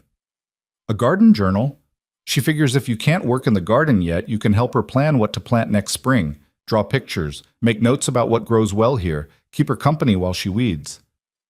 Something warm bloomed in Mara's chest. She thought of that herself? She did. She's a smart one, our girl. Our girl. The possessive sent a shiver through Mara. Ruby was theirs now. Legally. Officially. The weight of that responsibility was enormous, but underneath the fear, there was also joy. Caleb? Thank you for being honest with me, for not pretending everything's perfect. We're going to have to be honest with each other if this is going to work.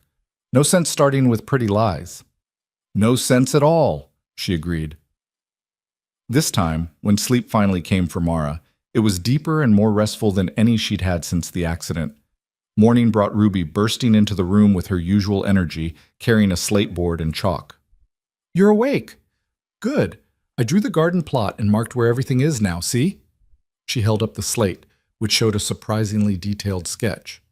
That's where the tomatoes are, and that's the squash, and those are the beans climbing on poles. Mara pulled herself more upright, ignoring the protest from her legs. This is wonderful, Ruby. You're quite the artist.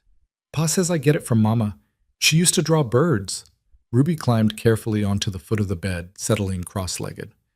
So I was thinking, next spring we could try corn, and maybe some flowers too, not just vegetables. Mama always said a garden should have flowers. Your mother was right. Flowers feed the soul. Ruby's face brightened at hearing Mara agree with something Sarah had said. That's what she used to say. Flowers feed the soul. Pa doesn't remember her saying that, but I do. Then we'll definitely plant flowers. What kind should we try? They spent the next hour discussing possibilities, Ruby chattering excitedly while Mara made notes on paper Caleb brought. Sunflowers for height and cheerfulness, zinnias for color, morning glories to climb the porch posts. Ruby had opinions about everything, and Mara found herself genuinely enjoying the planning despite the constant ache in her legs. When Caleb called Ruby for breakfast, the girl hesitated. Can I bring mine in here to eat with Mara? I think that would be lovely, Mara said before Caleb could answer. So Ruby brought her plate of eggs and biscuits and sat on the floor beside the bed, still talking between bites about the garden, about a hawk she'd seen yesterday, about how Mary Weaver's daughter had a new kitten and could they maybe get one too. Caleb watched from the doorway, something soft in his expression that made Mara's heart squeeze. This was what he'd wanted when he'd placed that advertisement. Not romance, not grand gestures, just this. A woman talking with his daughter about gardens and dreams while morning sun streamed through the window. The peaceful moment shattered when someone knocked hard on the front door. Caleb's expression shifted immediately to wariness. Stay here, he told them, moving to answer it. Mara heard voices in the front room, raised and agitated, a woman's voice sharp with distress. Then Caleb calling, Mara, I need you to hear this. Ruby's eyes went wide. Mara looked at the girl. Help me to the doorway? Together they managed it, Ruby supporting Mara's weight on one side while Mara hopped on her good leg, clinging to furniture with her free hand. By the time they reached the bedroom door, Mara was sweating and dizzy, but she could see into the front room where a young woman stood wringing her hands, tears streaming down her face. Mrs. Chen, Caleb was saying, slow down. Tell me again what happened. It's my husband, the woman sobbed. He went to check the fence line this morning. His horse came back without him. I found him at Willow Springs. He's hurt bad, Mr. Rourke. Fell off his horse. Hit his head. I tried to wake him, but I can't, and I don't know what to do. And Doc Harrison's gone to Buffalo Creek for 2 days, and I'm so scared. All right, Mrs. Chen. Let me get my horse. I'll go with you right now. But what if he dies before we get back? What if I did something wrong moving him to shade? What if... Mrs. Chen. Mara's voice cut through the panic. All eyes turned to her, leaning heavily in the doorway with Ruby propping her up. Listen to me. Did your husband have any bleeding from his head? Any blood in his ears or nose? Mrs. Chen blinked, thrown by the question.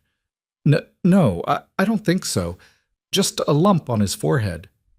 Is he breathing steadily? Not gasping or irregular?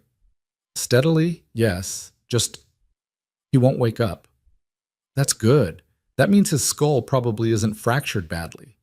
The not waking up is concerning, but if you got him to shade and his breathing is steady, you bought him time.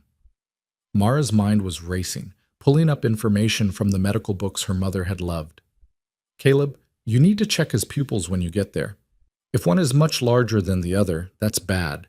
Means pressure on the brain. If they're the same size and responding to light, that's better. Caleb stared at her.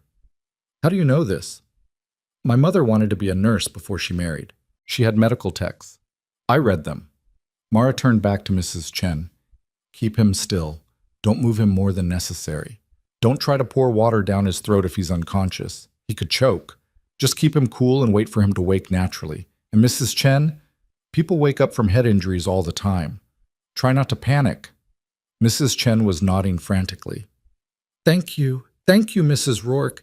I didn't know what to do. I was so scared.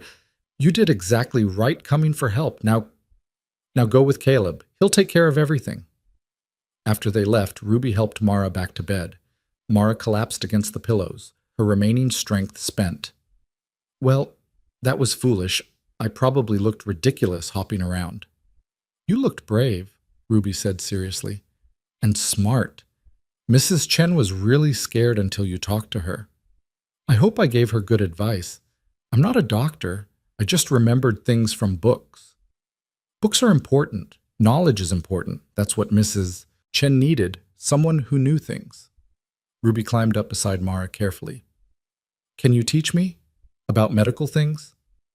If you'd like to learn, I'd be happy to teach you, though I hope we don't have many more opportunities to practice.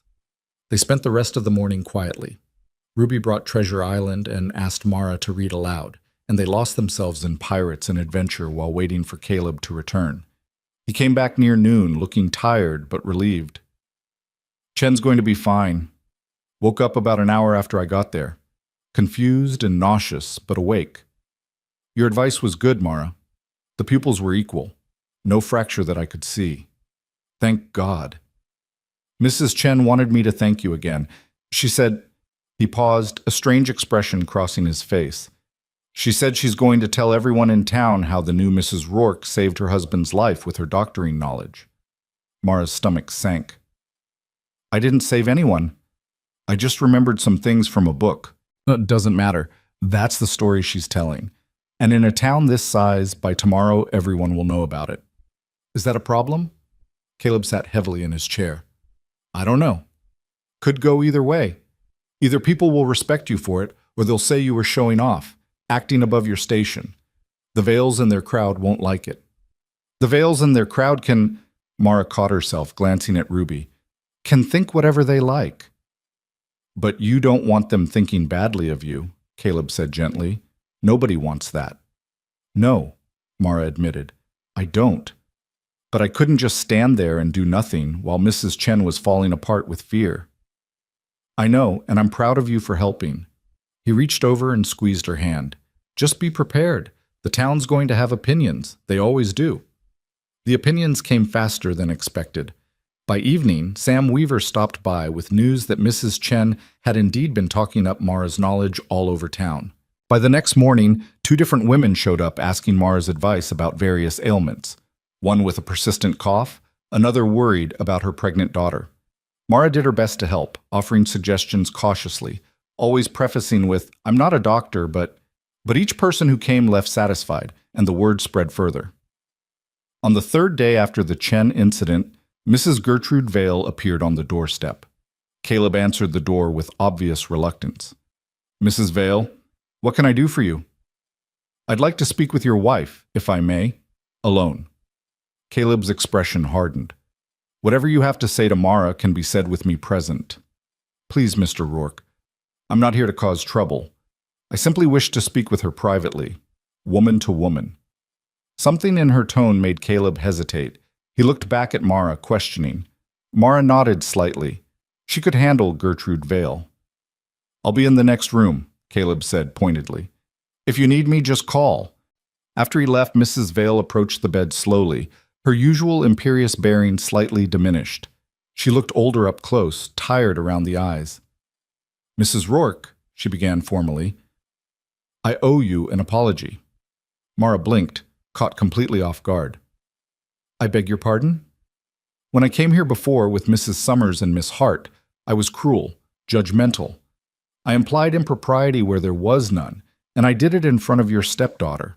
That was wrong of me. Thank you for saying so. Mrs. Vale sat uninvited in the chair beside the bed. The truth is, I was jealous. Is that pathetic? A woman my age jealous of a mail-order bride? I don't understand. My husband and I have been married 32 years. We have no children. I lost 3 babies before they were born, and after the last one, the doctor said there would be no more. Martin, my husband, he says it doesn't matter, that I'm enough. But I see how he looks at other men's children, the longing he tries to hide. Her voice cracked slightly.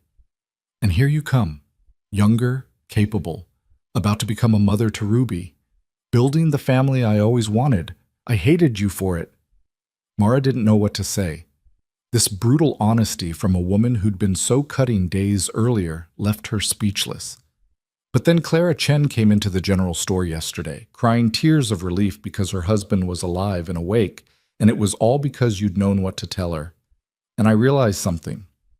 Mrs. Vale met Mara's eyes directly. You're not here to take anything from anyone. You're here to build something, to help. And I was too bitter to see it. Mrs. Vale, Gertrude, please. If I'm going to bare my soul, we might as well use first names. Gertrude, then. I appreciate your honesty, truly, but I'm not some paragon. I'm just a woman trying to figure out how to be a wife and mother when I can barely move. Most days I feel like I'm failing at everything. But you keep trying anyway. That's what matters. Gertrude reached into her bag and pulled out a small book. This was my mother's. She was a midwife back in Pennsylvania. It's her journal, remedies, notes on childbirth, things she learned over 40 years of practice. I thought, if you're going to be the person people come to with medical questions, you might find it useful. Mara took the book with trembling hands. The leather cover was worn soft, the pages yellowed. Inside, cramped handwriting detailed everything from poultices for inflammation to signs of difficult labor. It was a treasure. This is too precious. I can't. You can. You will. Gertrude stood. Consider it a peace offering, and perhaps the beginning of a friendship, if you'll have me, despite my terrible first impression. I'd like that very much. After Gertrude left, Caleb came back in looking thoroughly confused. What just happened? I think I just made an ally. Mara held up the journal, and inherited some knowledge that might actually be useful. Huh. Caleb shook his head. This town. Just when I think I understand it, it surprises me. Over the following weeks, a pattern emerged. People came to Mara with questions. Nothing serious. Doc Harrison was still the authority for real medical issues. But small things. A child's rash, a sprained ankle, a persistent headache. Mara offered what knowledge she had, always carefully, always with disclaimers. But she helped where she could. And slowly, imperceptibly, the town's opinion began to shift.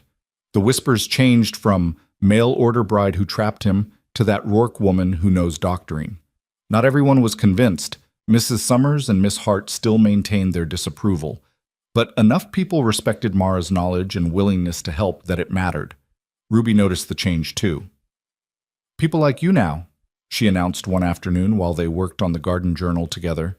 Jenny Weaver told me her ma says you're the smartest woman in Red Hollow. That's very kind of Mrs. Weaver. Are you the smartest woman in Red Hollow? I doubt it. I just read more books than most people. Ruby considered this. I want to read lots of books too, so I can be smart like you. You're already smart, Ruby, but reading will make you even smarter. Good. Ruby drew a careful sunflower in the journal. Mara, can I ask you something? Of course. Do you miss St. Louis, your old life? The question caught Mara off guard. She thought about it honestly before answering. I miss my sister sometimes, and I miss having 2 working legs. But no, I don't miss St. Louis. Not really. Do you know why? Why? Because in St. Louis, I was becoming someone I didn't like very much. Someone small and afraid. Someone who let other people make her choices. Here, even lying in this bed, I feel more like myself than I have in years. Ruby nodded slowly. I'm glad you came here, even though the wagon crashed, even though you got hurt. So am I, sweetheart. So am I. But not everything was smooth progress. Mara's legs healed slowly, and some days the pain was so intense she could barely think. There were nights when she woke Caleb with her crying, nights when she was short-tempered with Ruby, days when the walls of the bedroom felt like a prison. The worst day came 6 weeks after the wedding. Mara woke to find that the wound on her left leg had reopened slightly during the night, blood soaking through the bandages. The sight of it, the setback after weeks of slow progress, broke something inside her. It's never going to heal, she said flatly when Caleb came to check on her. I'm going to be like this forever. It's just a small setback. Doc Harrison said, I don't care what Doc Harrison said. I'm so tired, Caleb, so tired of being helpless, of having to ask for help with everything, of being a burden. You're not, don't. Her voice was sharp. Don't tell me I'm not a burden. We both know I am. You can't work the ranch properly because you're always here tending to me. Ruby can't have a normal childhood because her new mother is bedridden. I can't even consummate our marriage because my legs are broken. How is that not a burden? The words hung in the air, brutal and raw. Ruby, standing in the doorway with breakfast, heard everything. Her face crumpled. Ruby, Mara started, but the girl was already running, the plate clattering to the floor. I'll go, Caleb said quietly. He left Mara alone with her pain and her shame. She could hear him in Ruby's room, his voice low and comforting. Ruby's sobs. More talking. Eventually, silence. When Caleb returned, his expression was carefully neutral. She'll be all right. She's young. She doesn't really understand what you meant about consummating. She just knows you're unhappy and she thinks it's her fault somehow. God. Mara covered her face with her hands. I'm sorry. I'm so sorry. I didn't mean for her to hear. I didn't mean any of it. Didn't you? Caleb sat down, and for the first time since she'd known him, he sounded tired, truly tired. Mara, I know this is hard. I know you're in pain and frustrated and scared, but you can't take it out on us. Ruby's just a child, and I'm doing the best I can. I know you are. Tears streamed down Mara's face. I don't know what's wrong with me. Some days I'm fine, and then days like today I just break. And I say terrible things I don't mean. Then tell Ruby that. Tell her you were hurting and scared and you said something you didn't mean. She'll forgive you. Children are good at forgiveness. What about you? Do you forgive me? Caleb was quiet for a long moment. I'm not angry, just worried.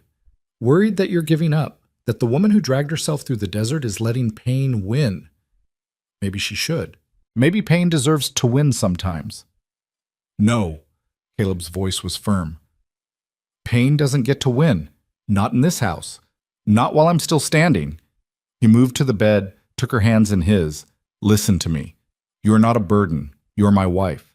You are Ruby's mother. You're valuable and wanted and needed.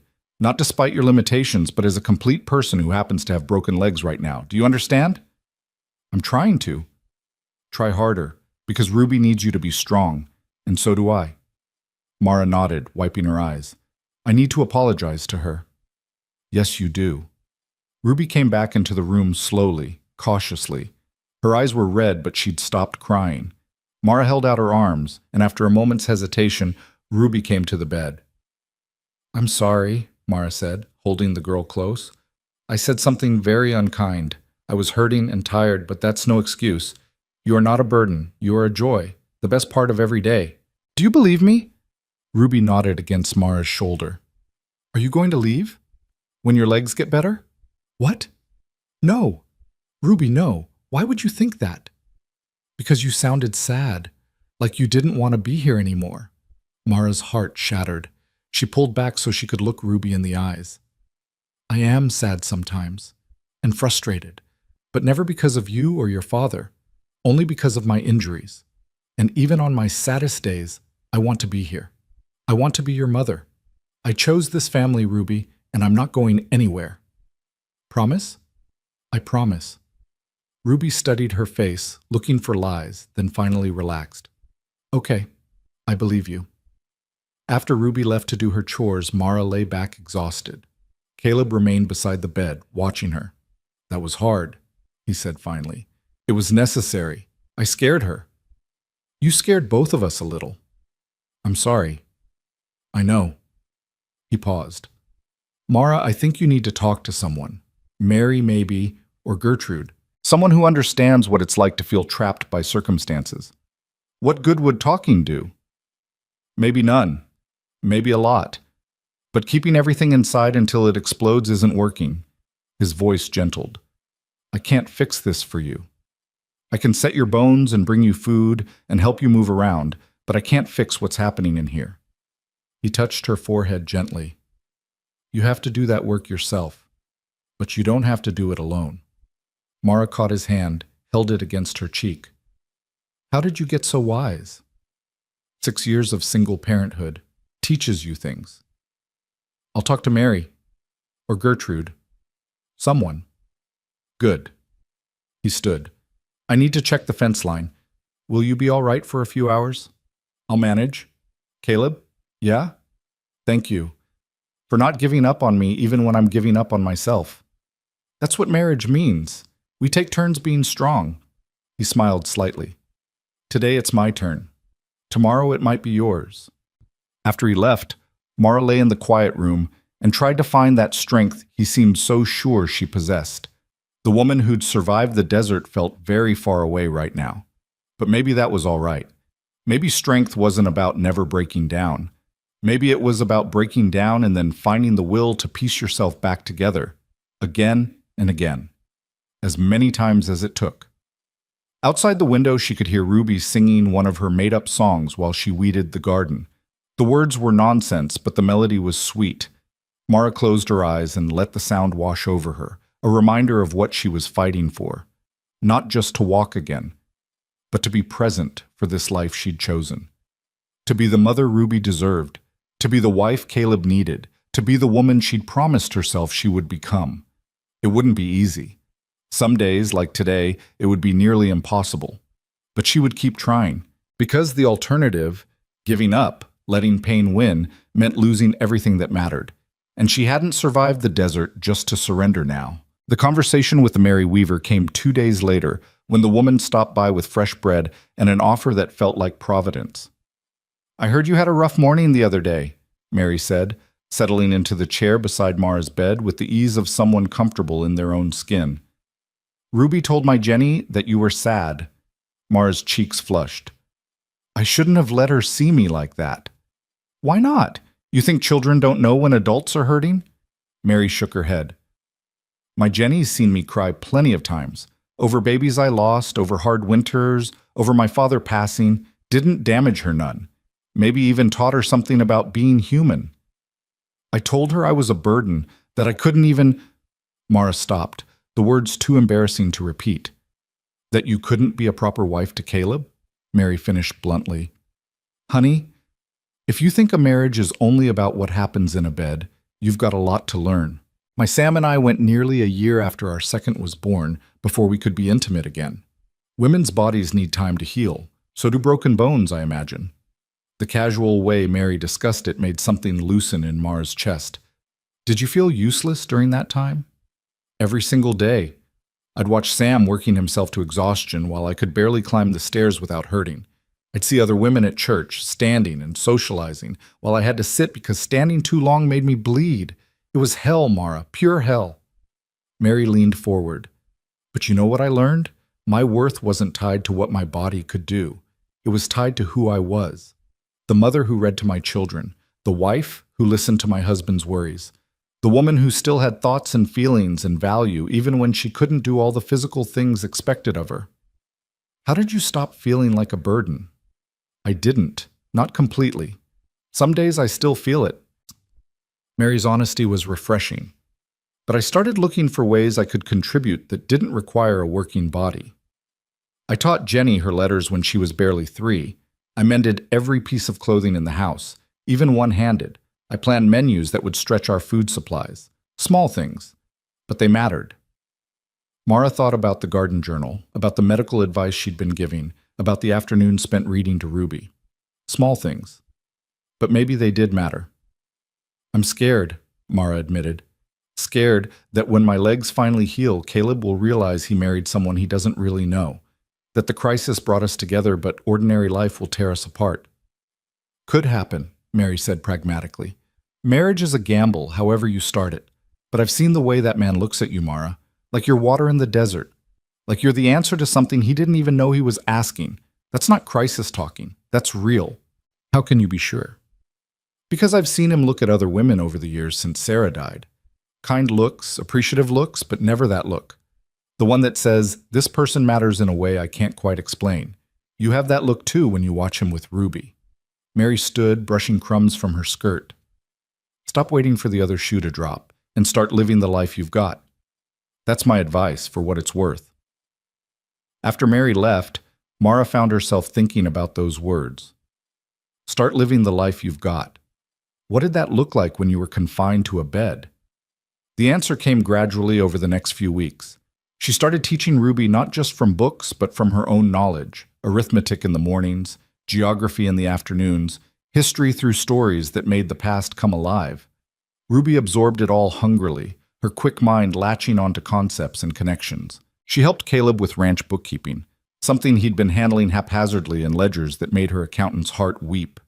She reorganized his records, created a system for tracking expenses and income, even identified places where he was losing money through poor planning. You're better at this than I am, Caleb admitted one evening, looking over the neat columns she'd created. I've been running this ranch by gut feeling for 15 years. Gut feeling has its place, but numbers don't lie. She pointed to a column. You're spending too much on feed in winter because you're not preserving enough hay in summer. If you added another cutting in August, you'd save nearly $30 come January. $30. Caleb whistled low. That's not nothing. It's a new dress for Ruby, or medicine if someone gets sick, or a dozen other things. Mara felt a small surge of satisfaction. See? I can contribute even from this bed. But Caleb leaned down and kissed her, quick and warm. I never doubted it. But the real test came 10 weeks after the wedding, when Ruby ran into the house crying, blood streaming from a gash on her forehead. I fell, she sobbed.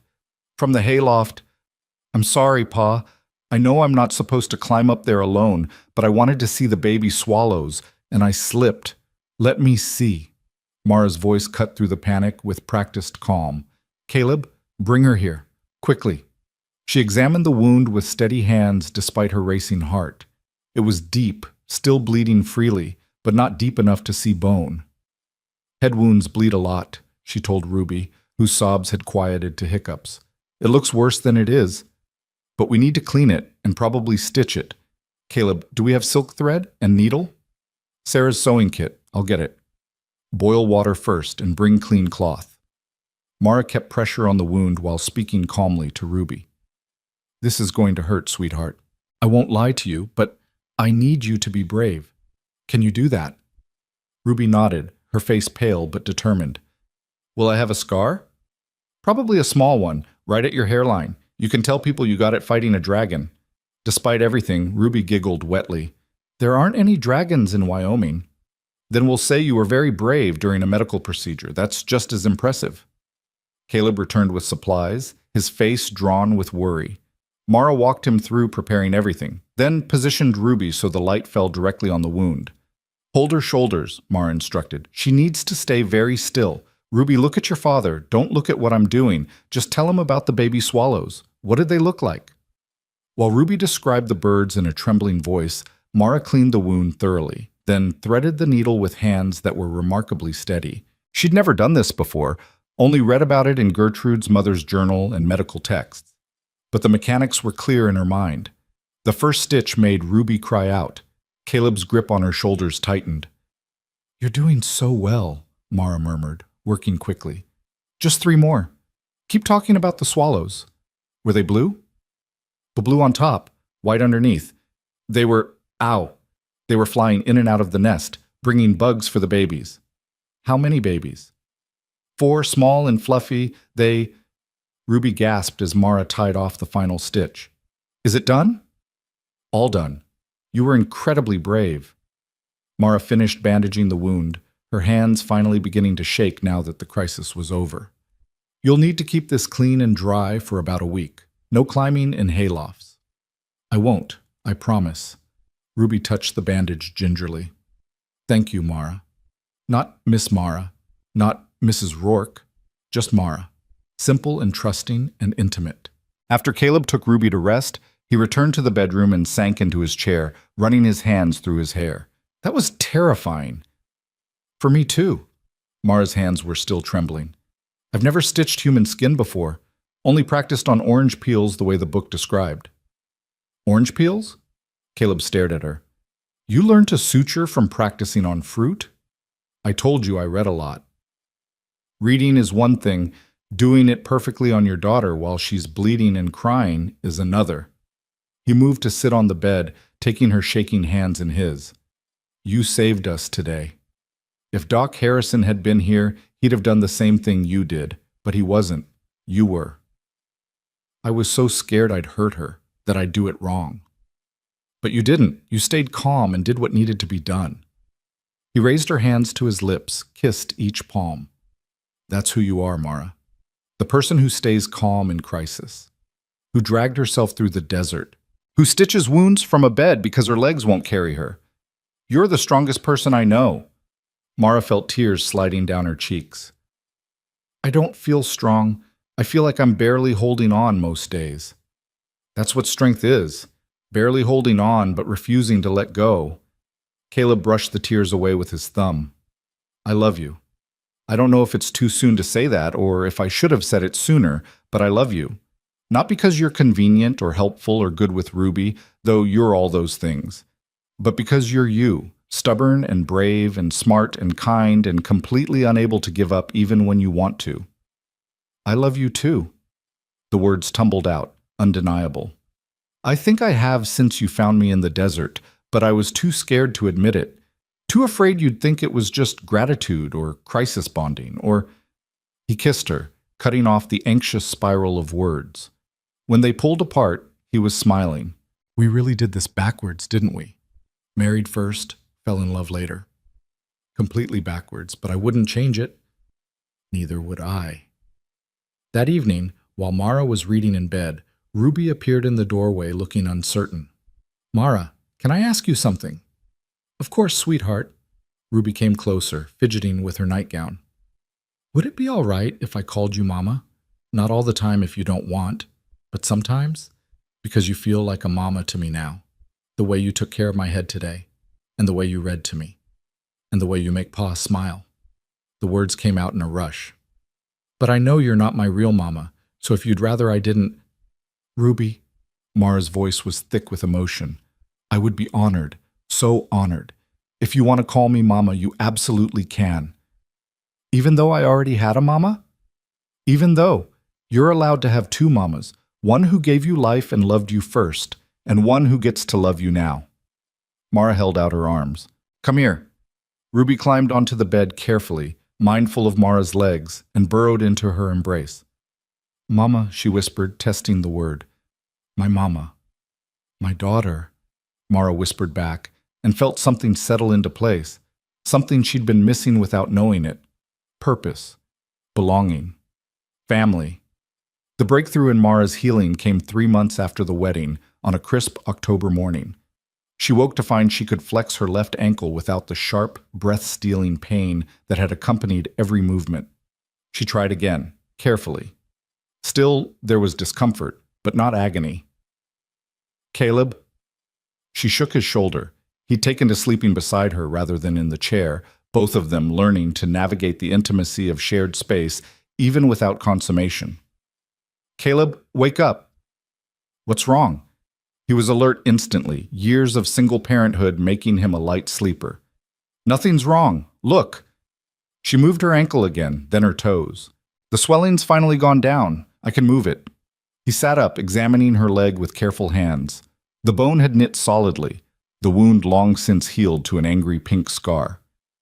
Doc Harrison said it would be at least 4 months before you could try walking. We shouldn't rush it. I know, but this is progress. Real progress. She couldn't keep the excitement from her voice. What if I could stand by Christmas? What if I could take steps by spring? Then we'll be there for every wobbling attempt. He kissed her forehead. Don't push too hard. I don't want you re-injuring yourself. But Mara was already planning. Exercises she'd read about. Ways to strengthen the muscles that had atrophied during months of bed rest. Small goals that would add up to the larger goal of walking again. Doc Harrison came to check on her progress 2 days later, and his examination was thorough. Remarkable, he said finally. The bones have healed cleanly. Better than I expected, honestly. You can start trying to bear weight, but carefully, a few minutes at a time, using a crutch or leaning on furniture. When can I walk without support? Months still. Maybe by spring, like you said. But this is good news, Mara. Real good news. That afternoon, with Caleb on one side and Ruby on the other, Mara stood for the first time in 3 months. Her legs trembled violently, muscles screaming protest, and she couldn't hold it for more than 30 seconds before collapsing back onto the bed. But she'd stood, on her own feet, bearing her own weight. I did it, she gasped, laughing and crying simultaneously. I actually did it. You did, Caleb agreed, his eyes suspiciously bright. You really did. Ruby was bouncing with excitement. Do it again. Stand again. Tomorrow, Mara promised. Tomorrow I'll stand for longer. And she did. Every day she pushed a little further. Standing became walking 3 steps while leaning on Caleb. 3 steps became 5, became 10. By November, she could make it from the bedroom to the kitchen using furniture for support. By December, she could walk outside to the porch, leaning on a crutch but moving under her own power. Ruby made her a crown from winter berries and dried flowers for Christmas, declaring her the Queen of Walking. Caleb gave her a cane he'd carved himself, with intricate birds etched into the wood. For when you don't need the crutch anymore, he explained. But the best gift came on Christmas night, after Ruby had fallen asleep and they were alone in their room. Mara had been walking more steadily all day, and the progress had filled her with a reckless courage. Caleb, she said quietly, I think I'm ready, if you are, to be properly married. He looked at her, understanding dawning. Are you sure? We can wait as long as you need. I'm sure. I want this. I want you. I want us to be complete. What followed was gentle and careful and sweet, both of them nervous as newlyweds should be, learning each other's bodies and rhythms. When it was over, Mara lay in Caleb's arms feeling more whole than she had since the accident, not because of the physical intimacy alone, but because of what it represented. Healing, moving forward, becoming fully themselves together. I love you, Caleb murmured into her hair. I love you so much it scares me sometimes. Good scared or bad scared? Good scared. The kind that comes from having something precious you don't want to lose. You won't lose me. I'm not going anywhere. She kissed his chest, right over his heart. I'm home, Caleb. Really, truly home. Spring came early that year, melting the snow by mid-March and coaxing green shoots from the earth. Mara had graduated from cane to walking unaided, though she still limped when tired and probably always would. But she could walk to the garden, could stand at the stove to cook, could run, slowly, awkwardly, but actually run, when Ruby called for her from the yard. The garden they'd planned so carefully during Mara's bedridden months became reality under her hands and Ruby's eager help. Sunflowers climbed toward the sky. Zinnias splashed color across the beds. Morning glories wound up the porch post just as they'd imagined, and in the vegetable patch, corn and beans and squash thrived under their care. "It's perfect," Ruby declared one afternoon, standing amid the flowers with dirt under her fingernails and joy on her face. "Exactly like we planned." "It is, isn't it?" Mara surveyed their work with satisfaction. "Your mother would be proud. You've created something beautiful." "We created it, together." Ruby slipped her hand into Mara's. "Will you tell me about your sister sometime? The one you left in St. Louis?" "Would you like that?" "I would, because she's part of you, and I want to know all your parts." So that evening, sitting on the porch while Caleb worked in the barn and sunset painted the sky gold and pink, Mara told Ruby about Lily, about the sister she'd protected and raised and ultimately left behind, about the guilt she still carried, about the letter she'd written 6 months ago that had never been answered. "Maybe she's angry with me," Mara said softly, "for leaving her. Or maybe she's proud of you," Ruby suggested, "for being brave enough to choose your own life. You're wise beyond your years, you know that? I have a very good teacher." Ruby leaned against Mara's shoulder. "Mama, I'm glad you came here, even though the wagon crashed, even though you got hurt. I'm glad it was you who answered Pa's advertisement." "So am I, sweetheart. So am I." The real test of everything they'd built came in late April, when Theodore Grimsby arrived in Red Hollow. Caleb came home mid-morning with a grim expression. "There's a man in town asking about you, well-dressed, from back east. Says his name is Theodore Grimsby, and he's looking for Mara Ellington. Claims to be your fiancée." The blood drained from Mara's face. "That's impossible. I refused his proposal, twice." "He's telling people you ran away, that you owe him an explanation. He's staying at the hotel and making quite a scene about the improper woman who abandoned her responsibilities." Fear clawed at Mara's throat, the old terror she'd felt in St. Louis. But beneath it, something else stirred. Anger. She'd built a life here, a real life, and she'd be damned if Theodore Grimsby would take it from her. "I'm going to town," she said, standing. "Right now. No, he doesn't get to come here and spread lies about me. Not in the town where I live, not where Ruby might hear them." Her voice was steel. "I'm going to face him, and I'm going to end this." Caleb studied her face, then nodded. "Then I'm coming with you." "So is Ruby, if you want her there." "I do. I want him to see what I chose, what I built, the family I have now." They rode into town together, Mara on Buck behind Caleb, Ruby on her pony beside them. Mara's legs ached from the ride, but she ignored it, focused on what needed to be done. Theodore Grimsby stood on the porch of the hotel, exactly as she remembered, handsome in a polished way, well-dressed, confident. When he saw her, his face lit up with false relief. "Mara, thank God, I've been so worried." "Don't." She dismounted, limping slightly, and walked toward him with her head high. "Don't pretend this is about worry. What are you doing here, Theodore?" His expression shifted, calculation replacing concern. "I came to bring you home. Your father is beside himself. Your stepmother is distraught. You left without a word. I left with many words. In a letter I placed on my father's desk. Did he not share it with you?" Theodore's jaw tightened.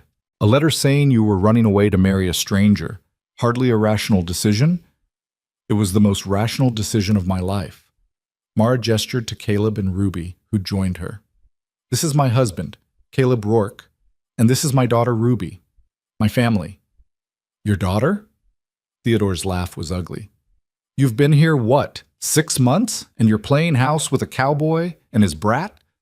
Caleb stepped forward, his face dark with anger, but Mara put a hand on his arm. "This is my fight." She turned back to Theodore, and her voice carried across the street where people had gathered to watch. "You don't get to come here and insult my family. You don't get to spread lies about me. I never agreed to marry you, Theodore. I refused you. Twice. You couldn't accept that, so you tried to force my hand through manipulation and threats. I left St. Louis to escape that. I answered an advertisement and came to Wyoming to build a life on my own terms." "A life with a stranger? That's madness. Is it?" "Because that stranger rode through the desert to find me when I was dying. He nursed me through fever. He married me when I couldn't walk. He gave me a home and a daughter and a purpose." Her voice rose. "You never asked what I wanted, Theodore. You assumed I'd fall in line because that's what women do in your world. But I didn't. I chose differently, and that choice was mine to make, not yours." Theodore's face flushed with anger and humiliation. Around them, townspeople watched with obvious approval. Mrs. Chen was nodding. Gertrude Vale had tears in her eyes. Even old Hoskins from the depot was grinning. "You'll regret this," Theodore said coldly. "Living in poverty with a rancher, raising his child. You could have had everything in St. Louis." "I have everything here." Mara reached for Caleb's hand, then Ruby's. "Everything that matters, anyway. Go home, Theodore. Tell my father I'm happy. Tell my stepmother I'm exactly where I want to be. And tell yourself whatever story you need to make sense of a woman who dared to say no to you." Theodore stared at her for a long moment, then turned and stalked into the hotel. The crowd burst into spontaneous applause. "That was the most magnificent thing I've ever seen," Gertrude said, appearing at Mara's elbow. "The way you stood up to him, the way you claimed your choices. Magnificent." "I was terrified," Mara admitted, her legs suddenly shaking. "Courage and fear aren't opposites, dear. They're companions." Gertrude squeezed her arm. "You were both terrified and brave. That's the best kind of courage." That evening, back at the ranch, Mara sat on the porch with Caleb while Ruby played with a kitten they'd finally acquired. The confrontation with Theodore had left her drained, but also strangely lighter, as if a weight she'd been carrying had finally lifted. "Do you think he'll leave?" she asked. "By morning, if he's smart. He made a fool of himself today, and this town won't tolerate him bothering you again." Caleb pulled her close. "You were incredible, by the way you stood there and told him exactly who you are. Who we are. I couldn't have done it without you beside me, without knowing Ruby was there." She rested her head on his shoulder. "That's the thing, I think. Before, in St. Louis, I was alone. But here I'm not. I have people who choose me back." "You do. You always will." Ruby abandoned her kitten and climbed into Mara's lap, something she still did despite being 7 now and getting tall. "Mama? That man was mean." "He was, but he's gone now." "Good. Because we don't need mean people here. We only need people who love each other." "That's exactly right, sweetheart." As sunset painted the sky in shades of gold and crimson, Mara looked out at the land she'd come to love, the garden she and Ruby had planted, the house Caleb had built with his own hands, the barn where their horses waited, the creek that wound through the valley, sustaining everything. This was home, not because of the place, but because of the people she shared it with. "I need to tell you both something," she said quietly. Ruby straightened in her lap, and Caleb's arm tightened around her shoulders. I'm fairly certain I'm pregnant." Caleb went very still. "Are you sure?" "As sure as I can be without Doc Harrison confirming it. All the signs are there." She touched her stomach gently. "I wanted to wait to tell you until I was certain, but after today, after standing up to Theodore and claiming this life, I don't want to keep secrets, even happy ones." Ruby's eyes went huge. "A baby? I'm going to have a brother or sister? If everything goes well, it's early yet, there's no guarantee." Ruby threw her arms around Mara's neck, squealing.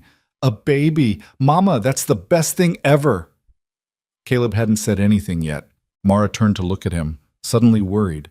"Caleb, are you all right?" His eyes were wet, his face a mixture of joy and fear. "Sarah died having Ruby. What if—" I know you're scared. I'm scared too." She cupped his face in her hands. "But I'm not Sarah. My body is different, and I'll be careful. We'll be careful. Together."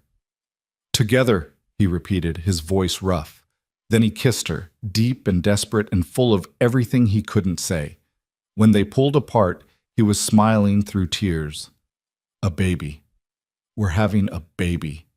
"We are." That night, after Ruby had finally gone to sleep, still talking excitedly about baby names, Caleb held Mara close in their bed. "I can't believe how much has changed in 10 months, how much we've changed." "We've become who we were meant to be," Mara said softly. I think that's what happens when you stop running from fear and start running towards something better. Is that what you did? Ran toward something better? I did. I ran toward you, toward Ruby, toward this life. She intertwined her fingers with his. Best decision I ever made. Even with the wagon crash, the broken legs, the months of pain, even with all that, because it taught me something important. That strength isn't about never falling down. It's about getting back up, about dragging yourself forward even when every part of you wants to quit, about choosing love and family and purpose even when it's terrifying. You dragged yourself through the desert to get here, Caleb murmured, and I found you, barely breathing, but still fighting. You found me twice, Mara corrected, once on the trail when I was dying, and once in my fear when I was ready to run away because the town was whispering and I felt like a burden. She pressed a kiss to his jaw. Thank you for not giving up on me either time. Never. I'll never give up on you. Outside, the Wyoming wind whispered through the cottonwoods, carrying the scent of spring and growing things. Inside, a family that had been forged in crisis and tempered by hardship slept peacefully, secure in the knowledge that they'd chosen each other and would keep choosing each other through whatever came next. The mail-order bride had arrived broken and dying, but she'd survived. More than survived, she'd thrived. She'd become a wife, a mother, a healer, a woman who knew her own worth and refused to settle for less than she deserved. And in doing so, she'd helped her cowboy and his daughter heal too, filling the spaces in their hearts that had been empty for so long. In the morning, Ruby would bounce into their room, demanding to help plan the baby's nursery. Caleb would ride out to check the fence line, whistling one of Ruby's made-up songs. And Mara would walk to the garden on legs that still ached sometimes, but carried her forward nonetheless, ready to tend the life they'd planted together. This was what choosing looked like, not the fantasy of perfect love that arrived fully formed, but the messy, complicated, beautiful reality of two people who'd met as strangers, survived impossible circumstances, and built something lasting through sheer determination and daily choice. The wagon had crashed, but they'd risen from the wreckage, and standing together on the ridge behind the ranch, one golden afternoon weeks later, watching the sun set over the land that was now truly theirs, Caleb took Mara's hand and said what they were both thinking. We made it. We did, Mara agreed, her other hand resting on the slight swell of her belly where new life grew. Against all odds, we made it. Ruby ran ahead of them, chasing butterflies through the wildflowers, her laughter carrying on the wind. Below them, the ranch spread out like a promise kept. And in that moment, standing together with their future unfolding before them, Mara knew with absolute certainty that every painful step of the journey had been worth it. She'd been found. She'd chosen to stay. And she'd built a life more beautiful than any she could have imagined in those desperate hours trapped beneath the wagon wreckage. This was home. This was family. This was love. And it was enough, more than enough. It was everything.